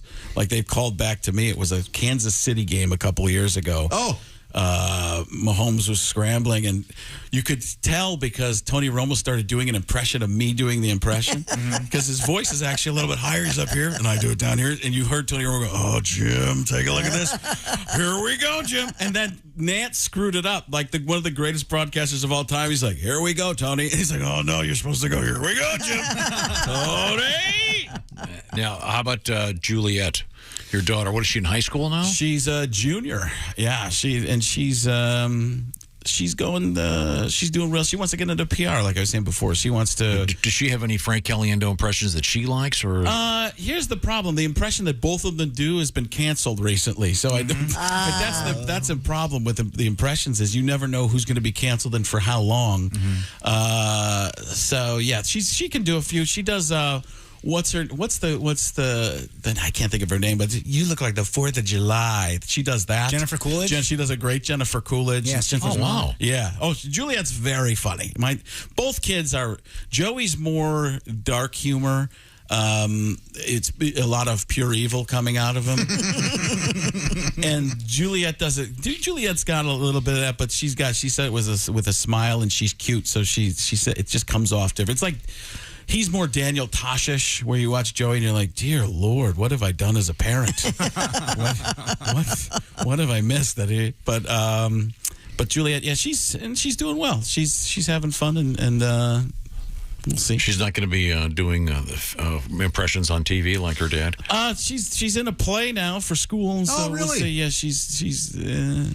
But she likes to act. She likes to do more realistic acting. And they're like, Dad, they want me to do this over the top stuff. I'm like, it's a high school play. Go out there. There's no such thing as bad compared to everybody else that's in that play.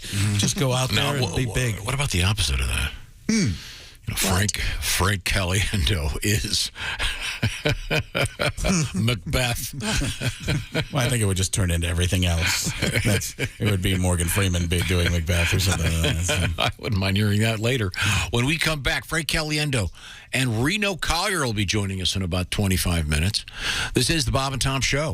Thanks for listening to the Bob and Tom Show this morning. Catch any part of the show you missed later today on our YouTube channel.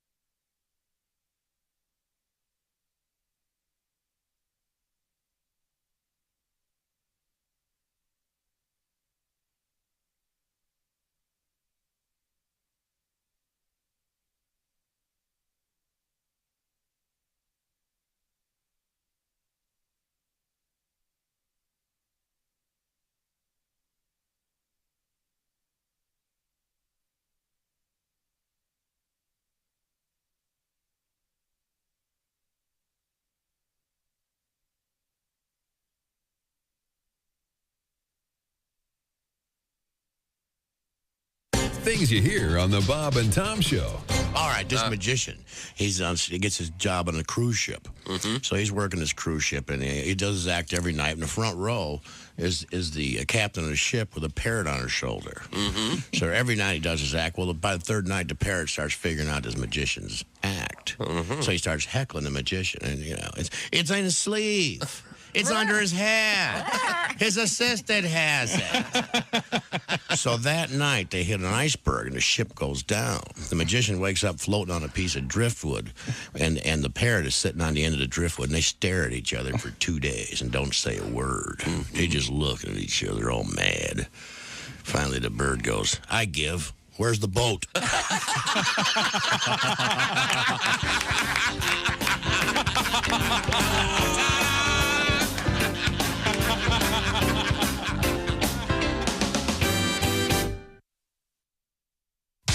Bob and Tom. For your information, these are two of the worst kids I have ever encountered in my life, and I worked the state fair. We were stupid before stupid was cool. Yeah, stupid before stupid was cool. That must be my cue. Speaking of stupid, see what I did there.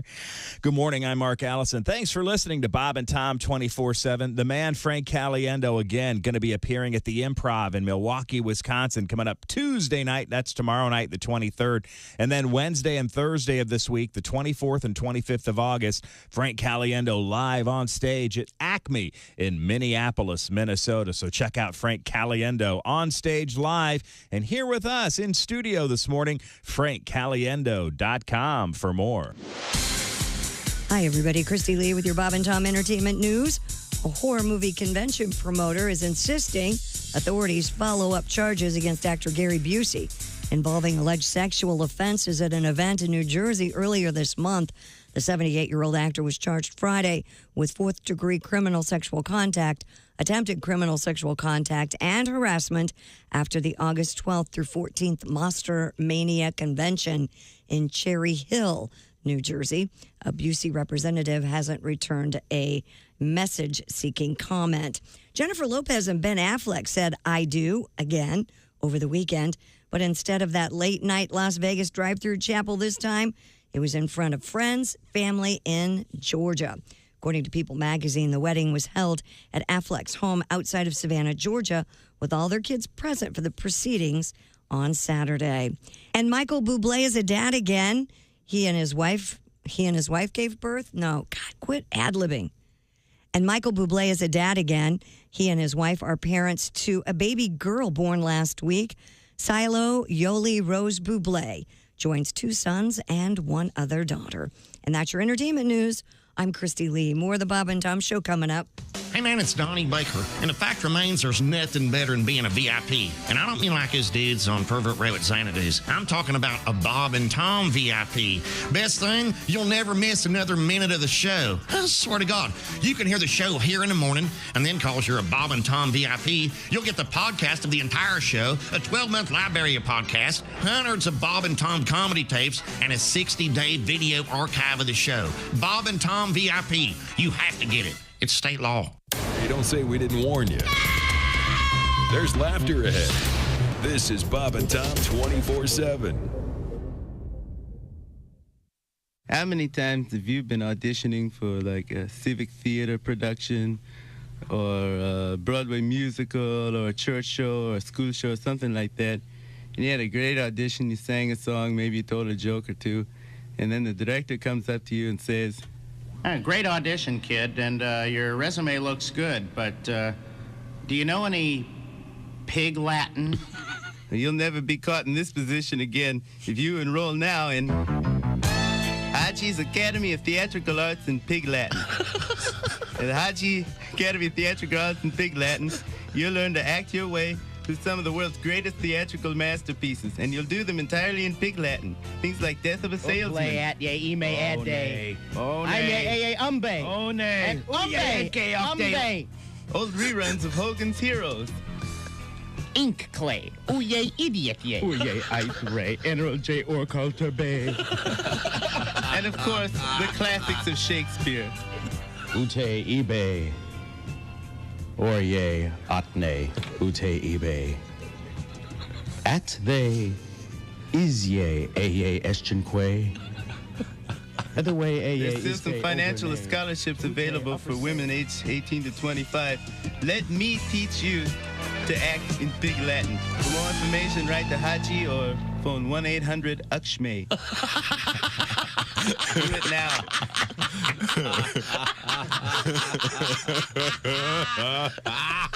Hello, this is comedian John Evans. Padoom, padoom, padoom, and you're listening to Bob and Tom 24/7. Pizza Hut, apparently, is going to start delivering cold beer along with their food. No kidding. What? They started the testing beer delivery program in Phoenix, Arizona. And it passed with flying colors.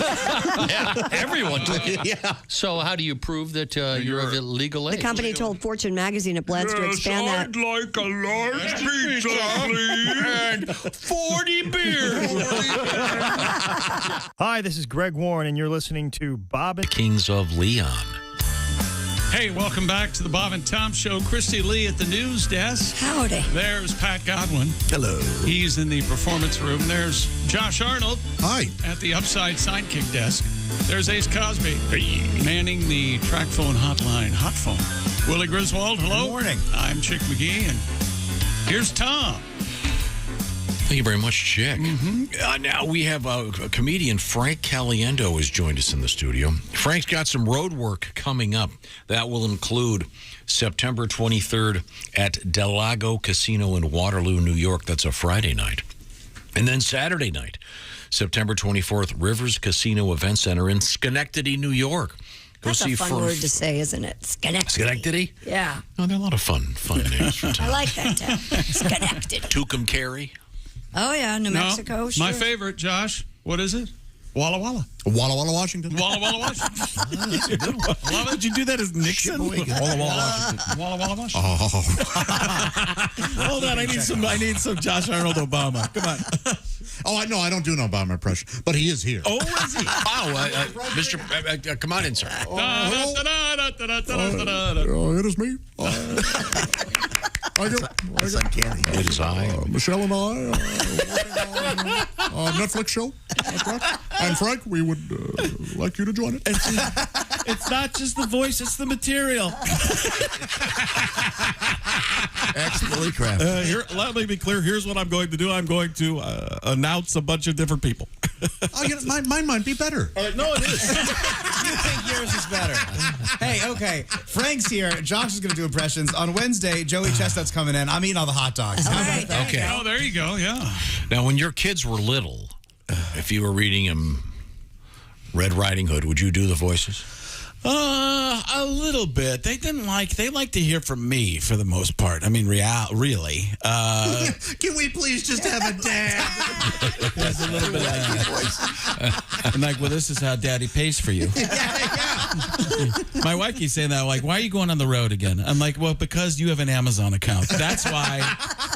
The Amazon Self-Fulfillment Center, that's our foyer. I don't know how to say it, but there are 10 boxes a day that come. I'm like, when are you doing this? I always say, what are you doing? I'm looking at Facebook. No, you're not. You're pressing buy now.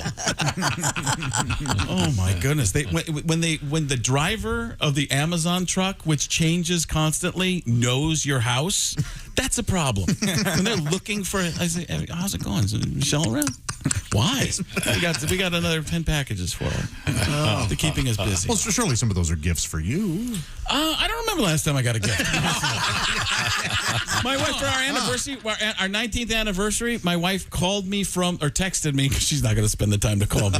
She texted me from the jewelry store, thank you. Oh. Like, what did I do? She goes, that was it, just thank you. I said, for what? She goes, you just got me something really nice. I was like, how nice? Really nice. And when she's not telling me the price, it's really, really nice. Oh, man. I'm like, you don't deserve that, which is probably something I shouldn't have texted. Frank Caliendo is our guest. It's time to segue back over to the news desk with Christy Lee. What have we missed? Well, Queen Elizabeth's former private chef says Her Majesty has eaten jam sandwiches every day since she was a toddler. In a recently surfaced video, Darren McGrady, who says he was chef to the Queen for 11 years, says the Queen was served jam pennies in a nursery as a little girl. She's had them for afternoon tea ever since. If you're wondering how to make your own, the sandwiches are made from bread with a little butter and a spread of jam, then cut into circles the size of an old British penny. McGrady claims on his YouTube channel that Queen Elizabeth favors a strawberry preserve made from fruits picked in her Balmoral Castle grounds in Scotland. That's where it stops being relatable. Yeah. We're kind of thinking, okay, kind of cool. Little round sandwiches. And then they throw, I guess they throw the crust and stuff to the people backing out. And that's something else when that's Tom saying that. I say, a little jam sandwich. It's sweet, don't you think? It is sweet. Yeah. I was caught more with the YouTube channel. Like, everybody's got their own YouTube channel. Like, the assistant to the assistant has a TikTok. Okay. All right. Hey, if you want to know what the Queen washes her underwear with, like and subscribe. Tune in next week, yeah? Hit that subscribe button. Pat, do you have a song? Yeah, I could update my Queen song. You do have a Queen song? Yeah. Well, the Queen is slowing down now. Her schedule's no longer crammed. But every single afternoon, she gets her muffin jammed. Sometimes it's the butler, other days the nanny, who makes sure she gets her jam in every nook and cranny. Her Majesty likes her jam put on Elton John. She's smiling. Andrew's laying low these days after his trip to Epstein Island. Oh, yes. Oh, the Queen is on the money, and her kingdom she controls. Prince Charles plays polo like Camilla Parker Bowles. Thank you. I say, that's the Queen's jam. How can you be that brilliant and that crass at the same time? That is what's amazing about Pat Godwin. Like, I'm listening to that going, where's he? Oh, my God. How did he just do that? That's brilliant. Oh, thank you, Frank. Wow. But it's kind of a sweet thing, don't you think? It has had the same thing every day since. What would you say in your life, Christy Lee? What is the food that you have had more than any other for the longest time? Boy, I don't know. Josh? That's a tough question. Yeah, that is a tough question. That you love, like, a food that you truly love? Yeah, ever since you were a kid, you've always eaten it. Still love it. Probably, this is so boring, but probably toast. Boring! I would say eggs for me. Actually. Yeah, eggs or toast. Yeah, I love it. I eat probably toast every day. Do you know? One slice. Of course. Low calorie bread. Yeah, one slice. No butter. No butter. No butter. No, I do use butter. Whoa! Yeah. Half. Do you have a toaster? I have a toaster oven. Oh, okay. I prefer the toaster oven. La-dee-do. You and the Queen. Now her jam is curdled with virgin blood to keep her going because she wouldn't like 98, right? From the dungeon? Yeah. I was missing Yeah. virgins. Okay, Willie, what's the food that you've? Does coffee count? Sure. How young were you when you started drinking coffee? Like 9. Yeah. That's unacceptable. See, Willie came in here. That's how Willie knew. That's Frank fine. You when can he still was a tell your kid. kid not to drink the coffee. No. I used to come in here before school, polish off 3 sodas. I mean, 3 Coca-Colas. Then I go to school, drink a few more Coca-Colas. Oh, I was putting back 8 sodas a day as a kid. You know that Tom is a wordsmith, that he talks quite a bit, but the one word he never uses is no. Well, Josh taught me that. I guess they've never used the word no in pornography. Don't throw Josh on it. What happened there? What do you think the food for you would be? Probably spaghetti. Okay. I think I could eat spaghetti every day for the rest of my life. Didn't you like cereal? Didn't you get cereal when you were a kid? Yes. Your mom My mom's rule was if I didn't eat what they had for dinner, and this I have the same rule now, primarily with Hart, my 6-year-old. If you don't want to have dinner, you can have cereal. And what she refers, sometimes she'll have Daddy's cereal. Oh. Daddy's cereal is the lovely shredded wheat and grape nuts. I don't know, but she loves it. I don't know why. I can't believe pizza's got to be way up there, right? The 2 things that came to me were pizza and steak, but breakfast food, something about eggs and bacon for me. Eggs and bacon. I mean, yeah. Frank Caliendo, if you could just have one food every day for the rest of your life, what would it be? This is hard. with Joshua. Yeah. Maybe pizza. I just feel like it's just you can always. Because can I put different toppings on the pizza, or does it have to be the same toppings? You can. You do whatever you want. I think it's. Well, if it's that, I'm going to change the food if I can do whatever I want. Like an entire. I want steak pizza without the cheese and bread. What was that character you just did? Who was that came out of you? You saw that, right, Willie? Like, Willie never seen that person before. There are no rules here. New guy. There was like 9 sodas in. There was like there was somebody living inside you that found his way out just now. Okay, when we come back, we're going to hang out with Frank Caliendo and Reno Collier. Frank, Friday, September 23rd at the Del Lago Casino, Waterloo, New York, and then Saturday, September 24th, Rivers Casino Event Center in Schenectady, New York. Right now, I want to do a little quiz. We'll start with Chick McGee. Chick McGee, what is your sleep number bed sleep number setting? 100. I like that firm mattress. That's a firm mattress. Christy Lee. 45. Conversely, that's a less firm mattress. So different. Yes. Josh gets angry if I don't ask him, what's your sleep number setting? Oh, thank you for 65. And I'll tell you why that's interesting. Why? You see, Please do. my body has certain pressure points. Yes. And 65 alleviates those. Oh, there you go. Yeah. For a great night's sleep. That's exactly right. That's the word you wanted, alleviate? Sure. I don't think so. I have more to say. The point is, the sleep number bed is adjustable at the touch of a button, so you're always happy. Either side of the bed has its own setting. The summer is winding down. Oh, it's going to be time to open up those windows, get that nice cool there. Create some bedtime bliss for yourself. That sounds like a song. Bedtime bliss. Sleep comfortably and choose the Sleep Number bed because right now they're having a great sale. Remember, Sleep Number says every great day starts the night before. And now it's time for Sleep Number's biggest sale of the year. All smart beds are on sale. 50% off the Sleep Number 360 limited edition smart bed for a limited time. Details are found at sleepnumber.com/BT show. Find the Sleep Number store near you. Sleepnumber.com/BT show. The biggest sale of the year. You will love your Sleep Number bed. And they last longer than regular beds. So get yourself a great bed from Sleep Number. When we come back, it'll be Reno Collier, Frank Caliendo. This is the Bob and Tom Show. Bob and Tom 24/7.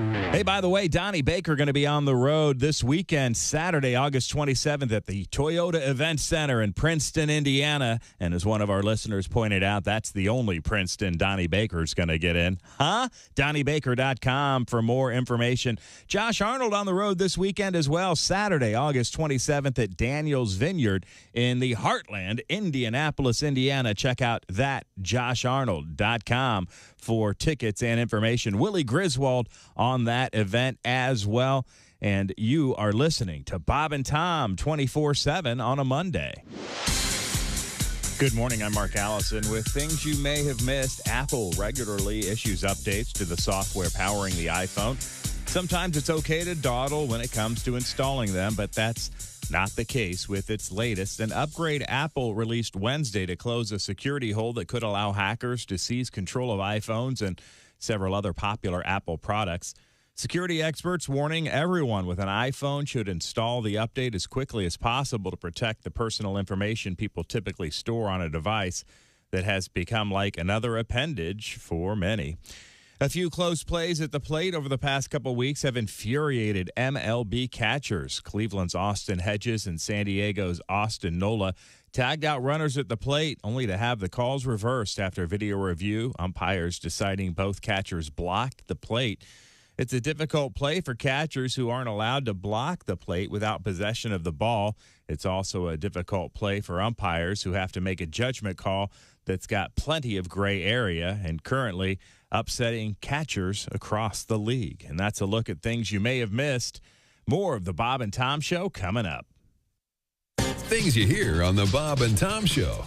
Looking to buy a new car, but the looking part is getting old hat? Well, maybe you need to try shopping at Bob Bile Motors. Bob Bile Motors. Hi, just stop into Bob Bile Motors and I'll show you my take a test drive and I'll also let you see my That's Bob Bile Motors. And hey guys, during Bob Bile's Celebration Bonanza Days, if you buy a car from Bob Bile Motors, I'll not only show you my and my, I'll let you in the And after that, you're in the... Is that even possible? It is at Bob Bile Motors. Bile Motors. Why the hell shop anywhere else? Somebody get me a towel. Due to pending litigation, Bob Bile Motors is suspending free hunt on Fridays.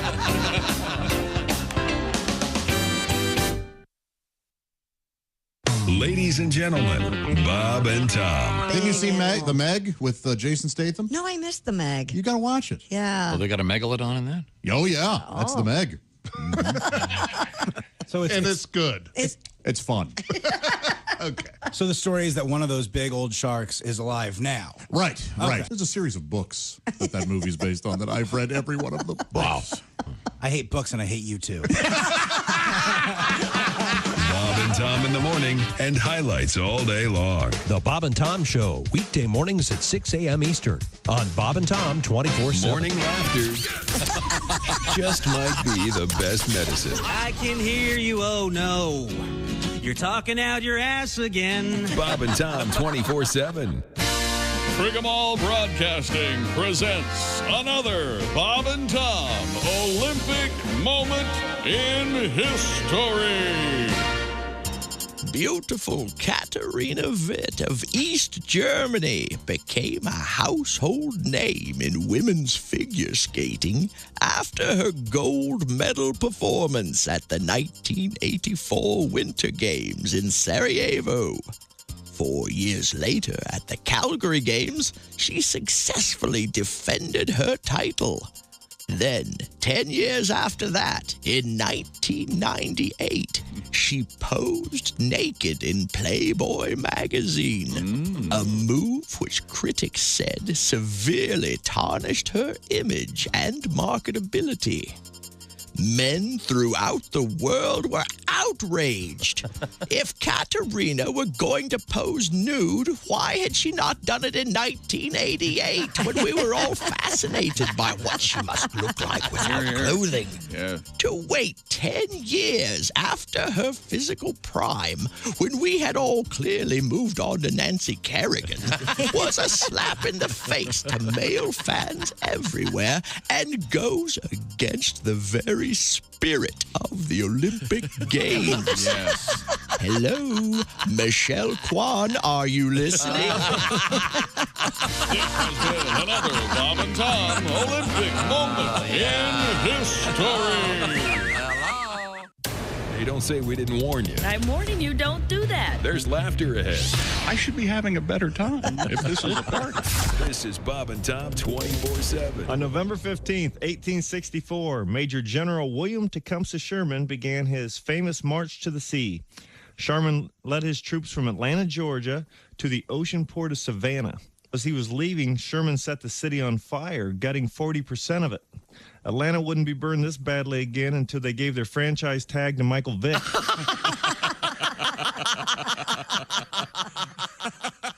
Hi, this is comedian Tim Cavanaugh, and you're listening to Bob and Tom. Come back to the Bob and Tom Show. Christy Lee at the news desk. Hello. There's Pat Godwin in the performance room. Hi, Chick. Josh Arnold is here at the upside sidekick desk. Hi. There's Ace Cosby manning the track phone hotline hot phone. Willie Griswold is here. Good morning. I'm Chick McGee, and here's Tom Griswold. Thank you very much. Joining us in the studio, comedian Frank Caliendo. Frank has some road work coming up in the state of New York, Waterloo, New York, on Friday, September 23rd at the Del Lago Casino. Then it'll be Saturday night, the 24th of September, Rivers Casino Event Center in Schenectady, New York. Joining us now from somewhere in Tennessee, I'm guessing. Oh, yes, I can tell by the artwork behind you. In greater Nashville. It's comedian Reno Collier. Reno, do you know Frank Caliendo? Man, we met a long time ago when he was filming a show for the WB. Yeah. Hype. Yeah. And my buddy Chicken was on there.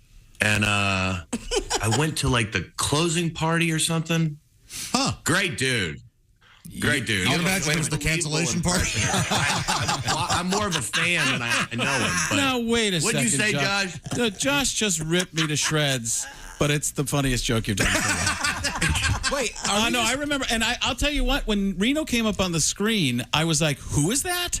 Like, I would never have guessed in a million years that you are Reno Collier. And one of the things that I was hoping that when you came up on screen, I go, "I hope he's not skinnier than me," and then he was. But no, dude, last week I was in Bristol, Tennessee. And I was with John Reap, and we were out back, and these two ladies came up, and we were in the alley. And one lady goes, "Hey, there's John Reap." She goes, "Can I get a picture with John?" And I'm like, "Yeah." I go, "Come here, give me your camera." And I take the picture, and she goes, "Can I get one with Reno too?" And I go, "Well, I'm right here." And she goes, "Shut up, go get him." And I'm like, "No, I got old. It happens."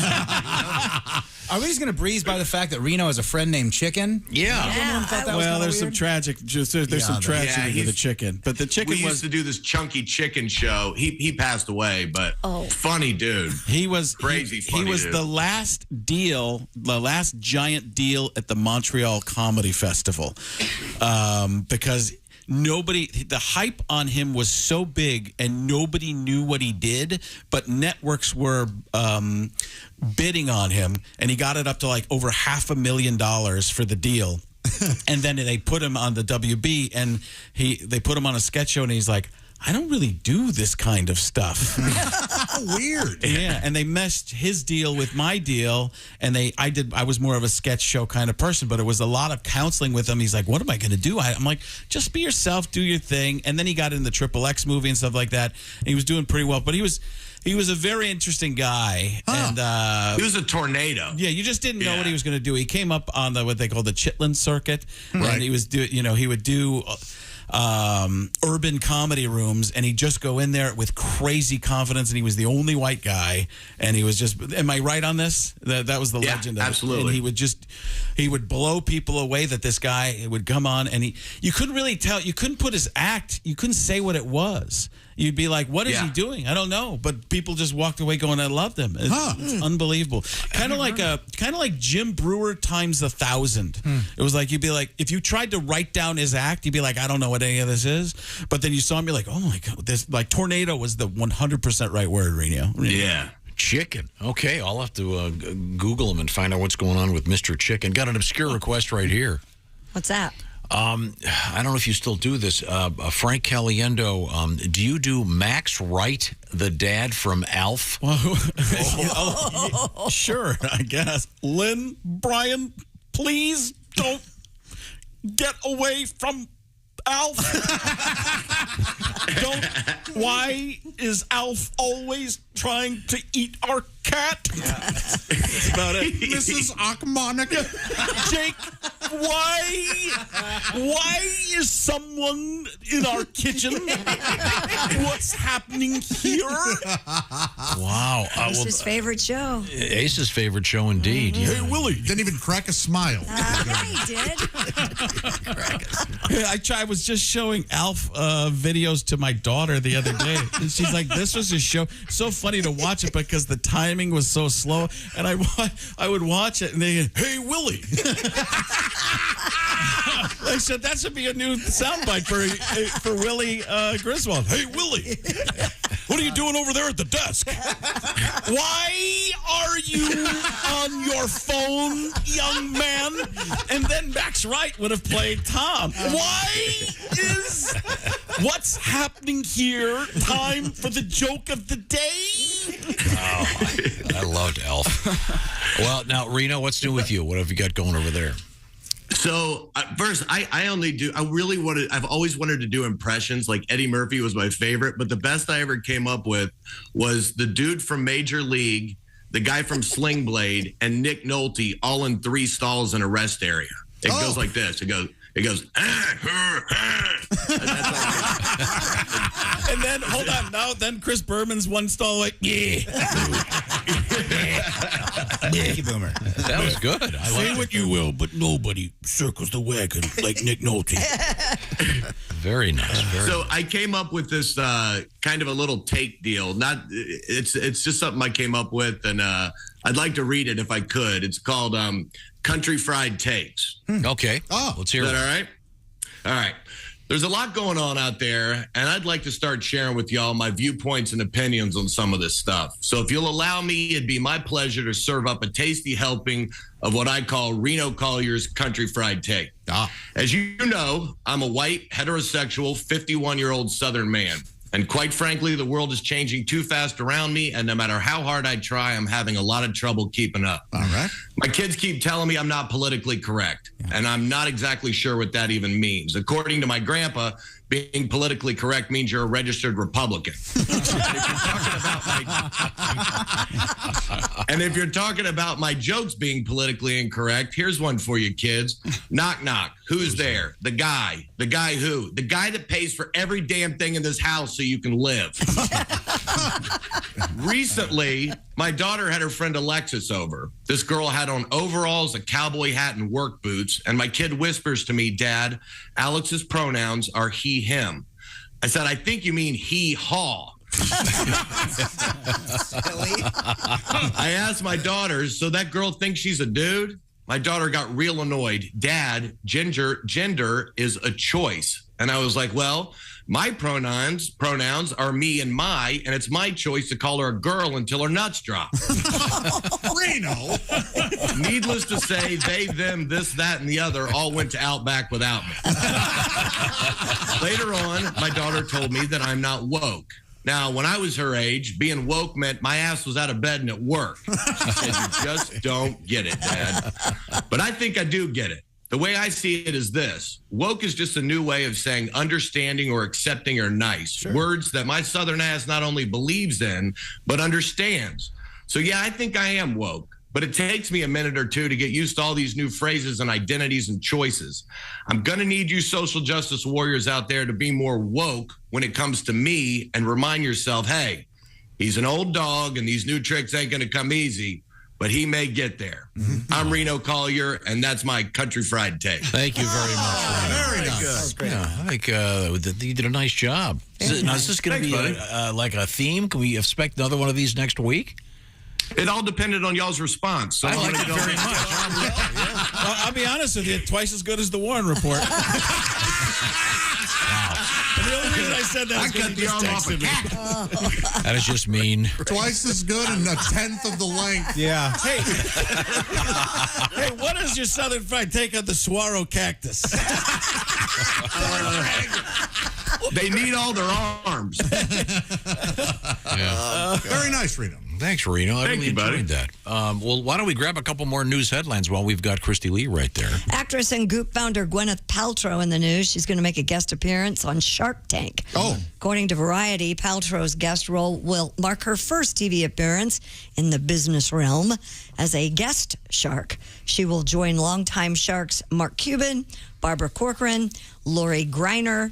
Grenier, please. Grenier, whatever. That sweet, sweet Lori deserves. Damon John, Kevin O'Leary, and Robert Herjavec. The show will air for the 14th season coming up. I'm a big fan. I really enjoy it. I was hoping she'd be on Shark Week, frankly. Being fed to... Chummed, if you will. Is she going to come out? Now, Frank, you probably aren't aware of this. This is completely true. You're going to think I'm making it up. I don't know if you know about this, Reno, but the last big success that she had, because she has all these products, the company's called Goop, and it's this huge... marketed mainly toward women. Internet thing. She literally had a candle called what, Christy Lee? Smells like my vagina. Yeah. Yeah. What was the price point on that thing? $75. Yeah, we bought one. Took one for the team. And I'm not being crass. It smelled pretty nice, right? It did not smell like a vagina. Well, a very clean one. Celebrity, maybe one with a candle up in it. So do you think is she gonna walk into Mark Cuban and go, listen, I got an idea for you. It smells like Mark Cuban's taint. It's a candle, or we can make it a spray. What do you think? Are you in for this? It's called Take a Whiff. I don't know. It seems She's weird pretty to me. successful. Yeah, that's the thing. Man. And who knows? Maybe she can make some young entrepreneurs' dreams come true. Right. So is she gonna, as the guest, will she be willing to bid serious money to back some kind of a project? They typically are. Yeah, the guests that they have on there: Kevin Hart, the woman who invented Spanx, the guy who invented the Kind bar. They all guest on there, and yeah, they usually do spend some I money. think Ashton Kutcher's been on. Yes. What's the most successful product to come out of that? The doorbell thing? Well, they all said no to it. Yeah, so technically that wasn't a Shark Tank The item. Ring doorbell, they said no to? Yeah, they said no thanks. Oh, man. But it was the Squatty Potty for a long time. That was the number one selling. I don't know. I think something else may have overtaken that. Would you watch a show called Skank Tank? Well, hear me out. Not only when I watch it, I may invest. Please pitch it. What's your pitch sound like? Well, you got a bunch of skanks. I thought this was. You know what? For that reason, I'm in. I want to open a store that sells scented men's products for men's private parts, and we also sell furniture. It's called Menards. Like M''Nards. Menads. Wouldn't that be Menads? Menards, yeah. A tiny chip inserted into the right hand of Tesla owner Brandon DeLay is now all he needs to unlock his vehicle. This is super creepy. This is the future. It's actually DeLay. He shared a video on Twitter and YouTube of having the Vivo Key Apex chip implanted by a professional piercer. The chip is contactless and covered in a biocompatible substance. It uses the same near-field communication that makes Apple Pay possible. After the quick $400 procedure, DeLay uses his hand to unlock his Tesla. You know, I don't know about this. It used to be when somebody robbed your car, they just took your keys. Yeah. Get the chainsaw, Lloyd. We're taking the hand. This is not his first implant. He has a smaller chip implanted in his left hand that stores his contact and medical information and the key to his house. Wow. Is this the future? Do you think this is going to be a thing? I think so. Yeah. Yep. I think you'll pay just by waving your hand over things, and you'll why not just get a little card, a little magnetic card that you can use to get into the car? Because it's that much quicker. What if you sell your car? Yeah. Oh, well, they'll change it over. They'll switch things over. They can change it over. Yeah. They'll take out the right. They can take out the chip and put a new one in. I know. I think they'll leave the chip in, but the data will change. Reprogram it. Yeah. Yeah. How about hackers? Anybody worried about that? Of course. I mean, there's some things to be worried about. Yeah, just the little things of your existence. So old. I don't need somebody hacking my jack in hand. You know what I mean? Let's hear more about that. Yeah. Well, it's my left because I broke my arm. I broke my right wrist in junior high, and that was those are the formative years. Is this true? It is true. So I used the left. Did you not know this?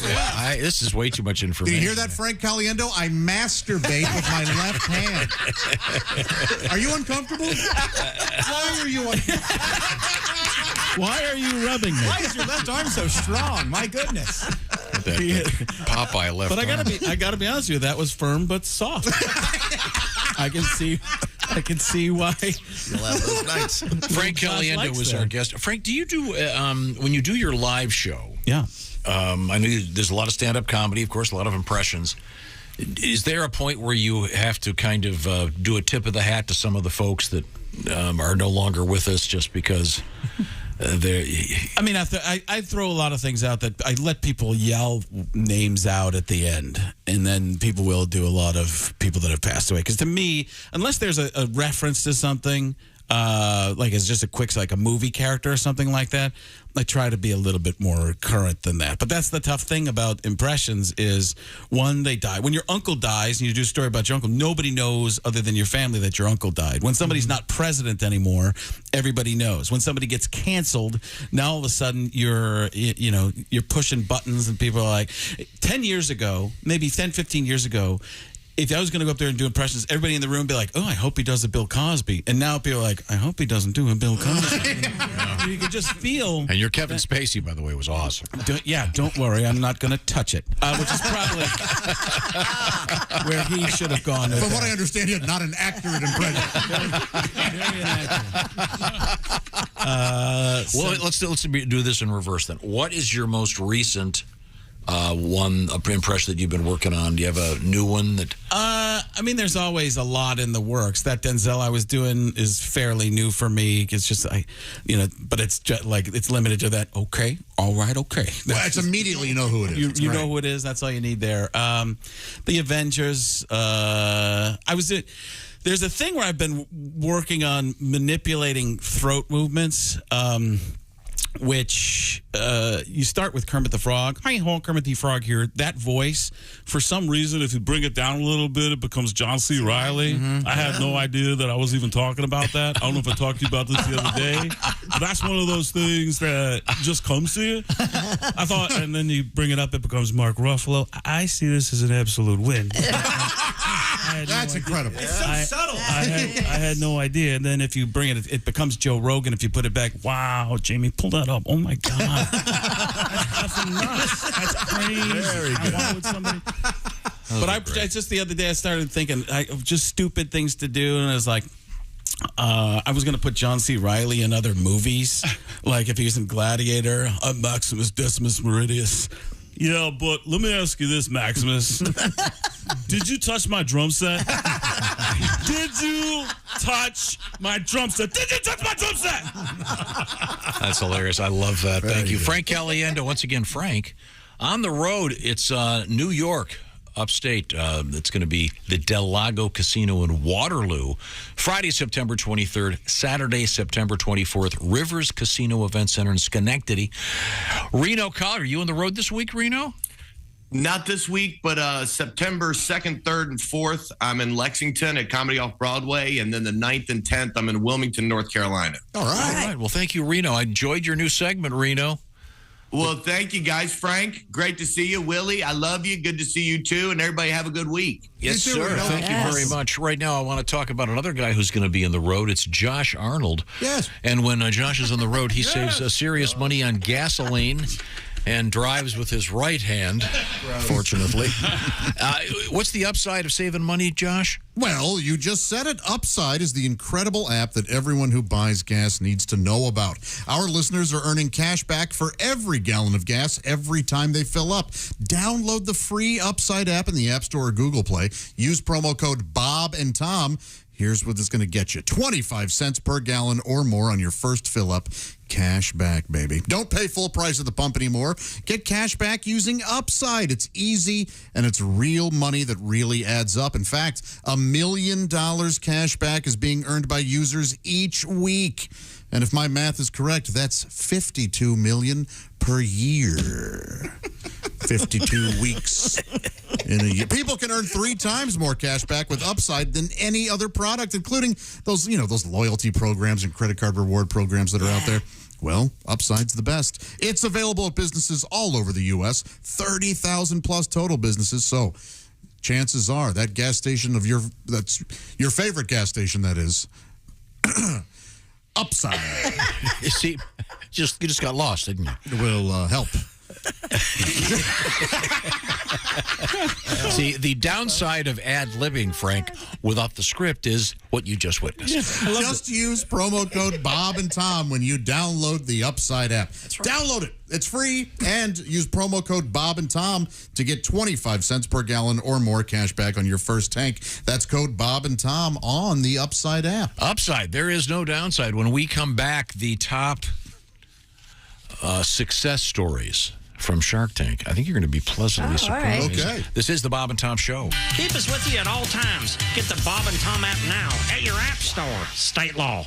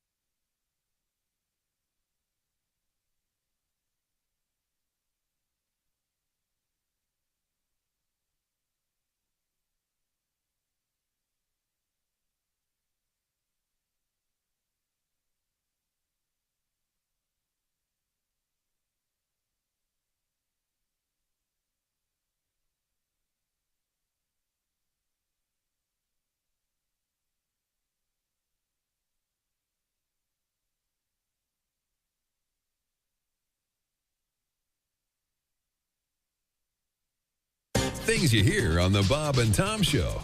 Comedian Renee Hicks has joined us in the studio. Morning, Renee. Good morning. Quite the sportswoman, I can Oh, tell yes, from your yes, yes. And we were conversation. talking about the WNBA. I just want to know, like, will there be, like, feminine hygiene commercials, like, sponsoring it? Because I think those things got to go. They're just too damn nasty. I mean, they got to stop. They got to stop talking about women's genitalia. I mean, and these women talking about douche. We don't do that, men. We don't go to the beach talking about douche. You don't? You know? No, we don't. And see, I never want to see a black woman do that. Mhm. Because you know they would have her just acting crazy, just walking along going, oh, girl, I ain't seen you in a... Damn, Shaniqua, is that you stinking like that, girl? Well, you need to douche your nasty ass. There's a whole family of seagulls following your nasty ass. Damn.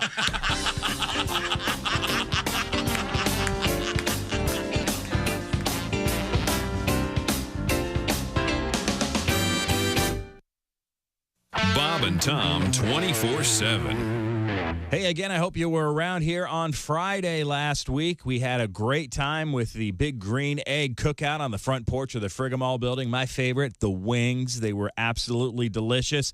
You can get yourself a Big Green Egg as well. Just look around, or maybe you'd like to win one. Starting on Wednesday, August 31st, you can make your picks in our Pigskin Pick'em Challenge. It's your chance to win one of those Big Green Egg Mini Macs. Oh, they're so much fun. They make such great food. Sure, there's a little work involved, but it is so worth it. And you could win one for free. Doesn't that make it worth it? If you pick the most winners, you could be the winner of a Big Green Egg Mini Max. Just pick each week of the pro football regular season. Again, it doesn't start until a week from Wednesday when you can actually make your pick.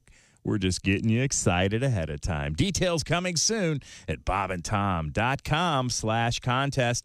Things we learned on the show today and a look at history on this August 22nd as we look back with Professor Tom Griswold. That's up next right here on Bob and Tom 24/7.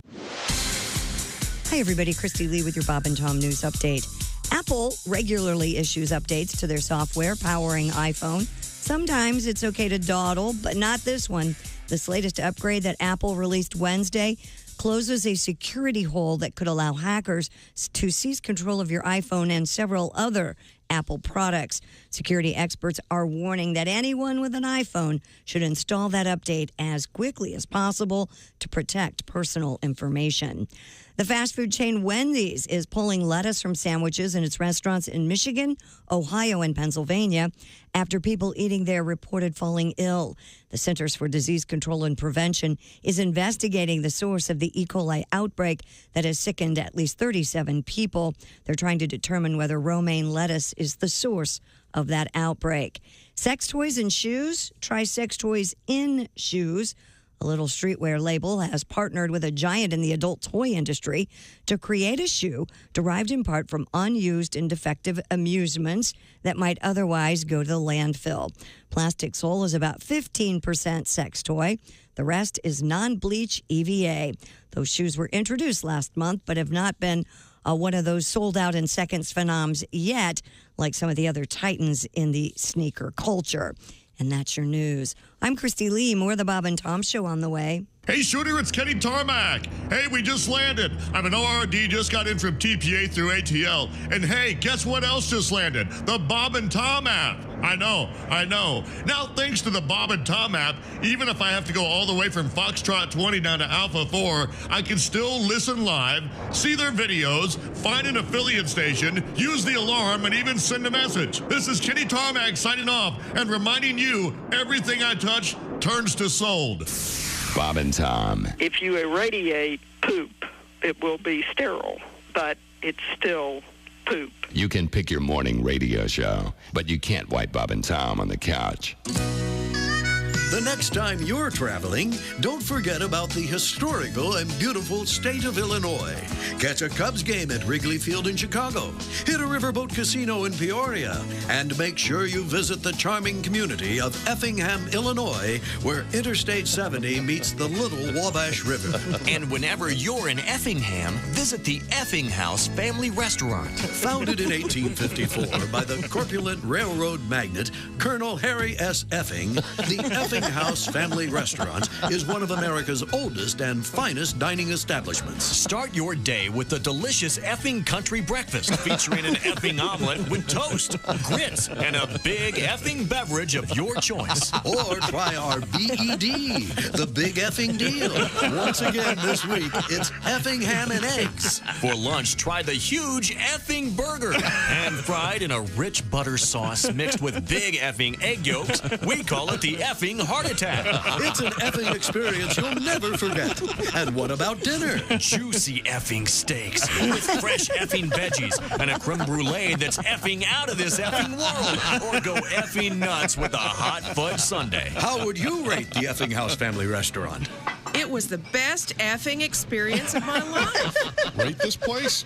Well, I wouldn't give it a B. I wouldn't even give it a C because it's effing A. In Effingham, Illinois, it's the Effing House Family Restaurant. You'll have an effing good time. You're listening to Bob and Tom on Q95. Hey, welcome back to the Bob and Tom Show.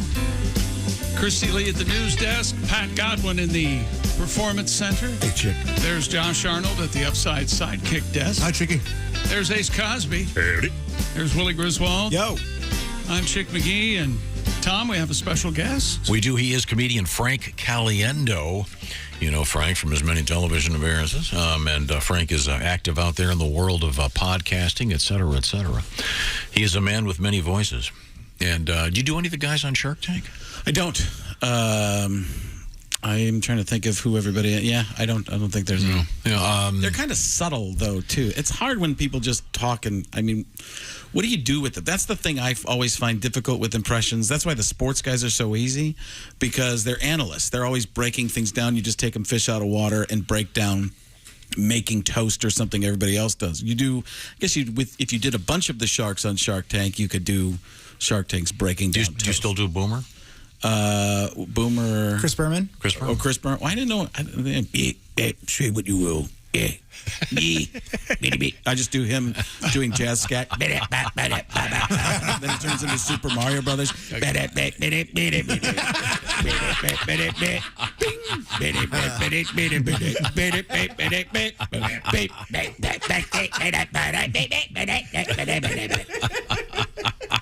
I can do underwater too. That's great. Thank you. The reason I asked about Shark Tank, we were talking about this a few minutes ago because Gwyneth Paltrow is going to appear on Shark Tank. She's going to be a guest on Shark Tank. I asked the question, what's the one pitch that has been the most successful? And I got a little bit of a list here. Oh. The socks, Bombas. Oh, sure. Yeah. We talked about Bombas on this show. That's the company where you buy a pair, they give a pair away. Is that their number one? Yeah. Wow. They've done $225 million in lifetime sales. How about that? Wow. That's units moved? $225 million? No, sales. Yeah. Dollars. Okay. That's huge. It's a good product. Love that money. In second place on Shark Tank, the Scrub Daddy. Ah, yes, that was big. I honestly don't know what that is. It has a face on it, right? I don't know what that is either. A little happy. It's like a sponge. It's got a smiley face. Yeah. So it's a sponge. And apparently it's just, apparently just it's a smiley the best sponge you'll ever use. Yeah. It has a little face on it. It's done $209 million in sales as of when this article was written. Nothing to scoff at. Yeah, I don't know what it is either.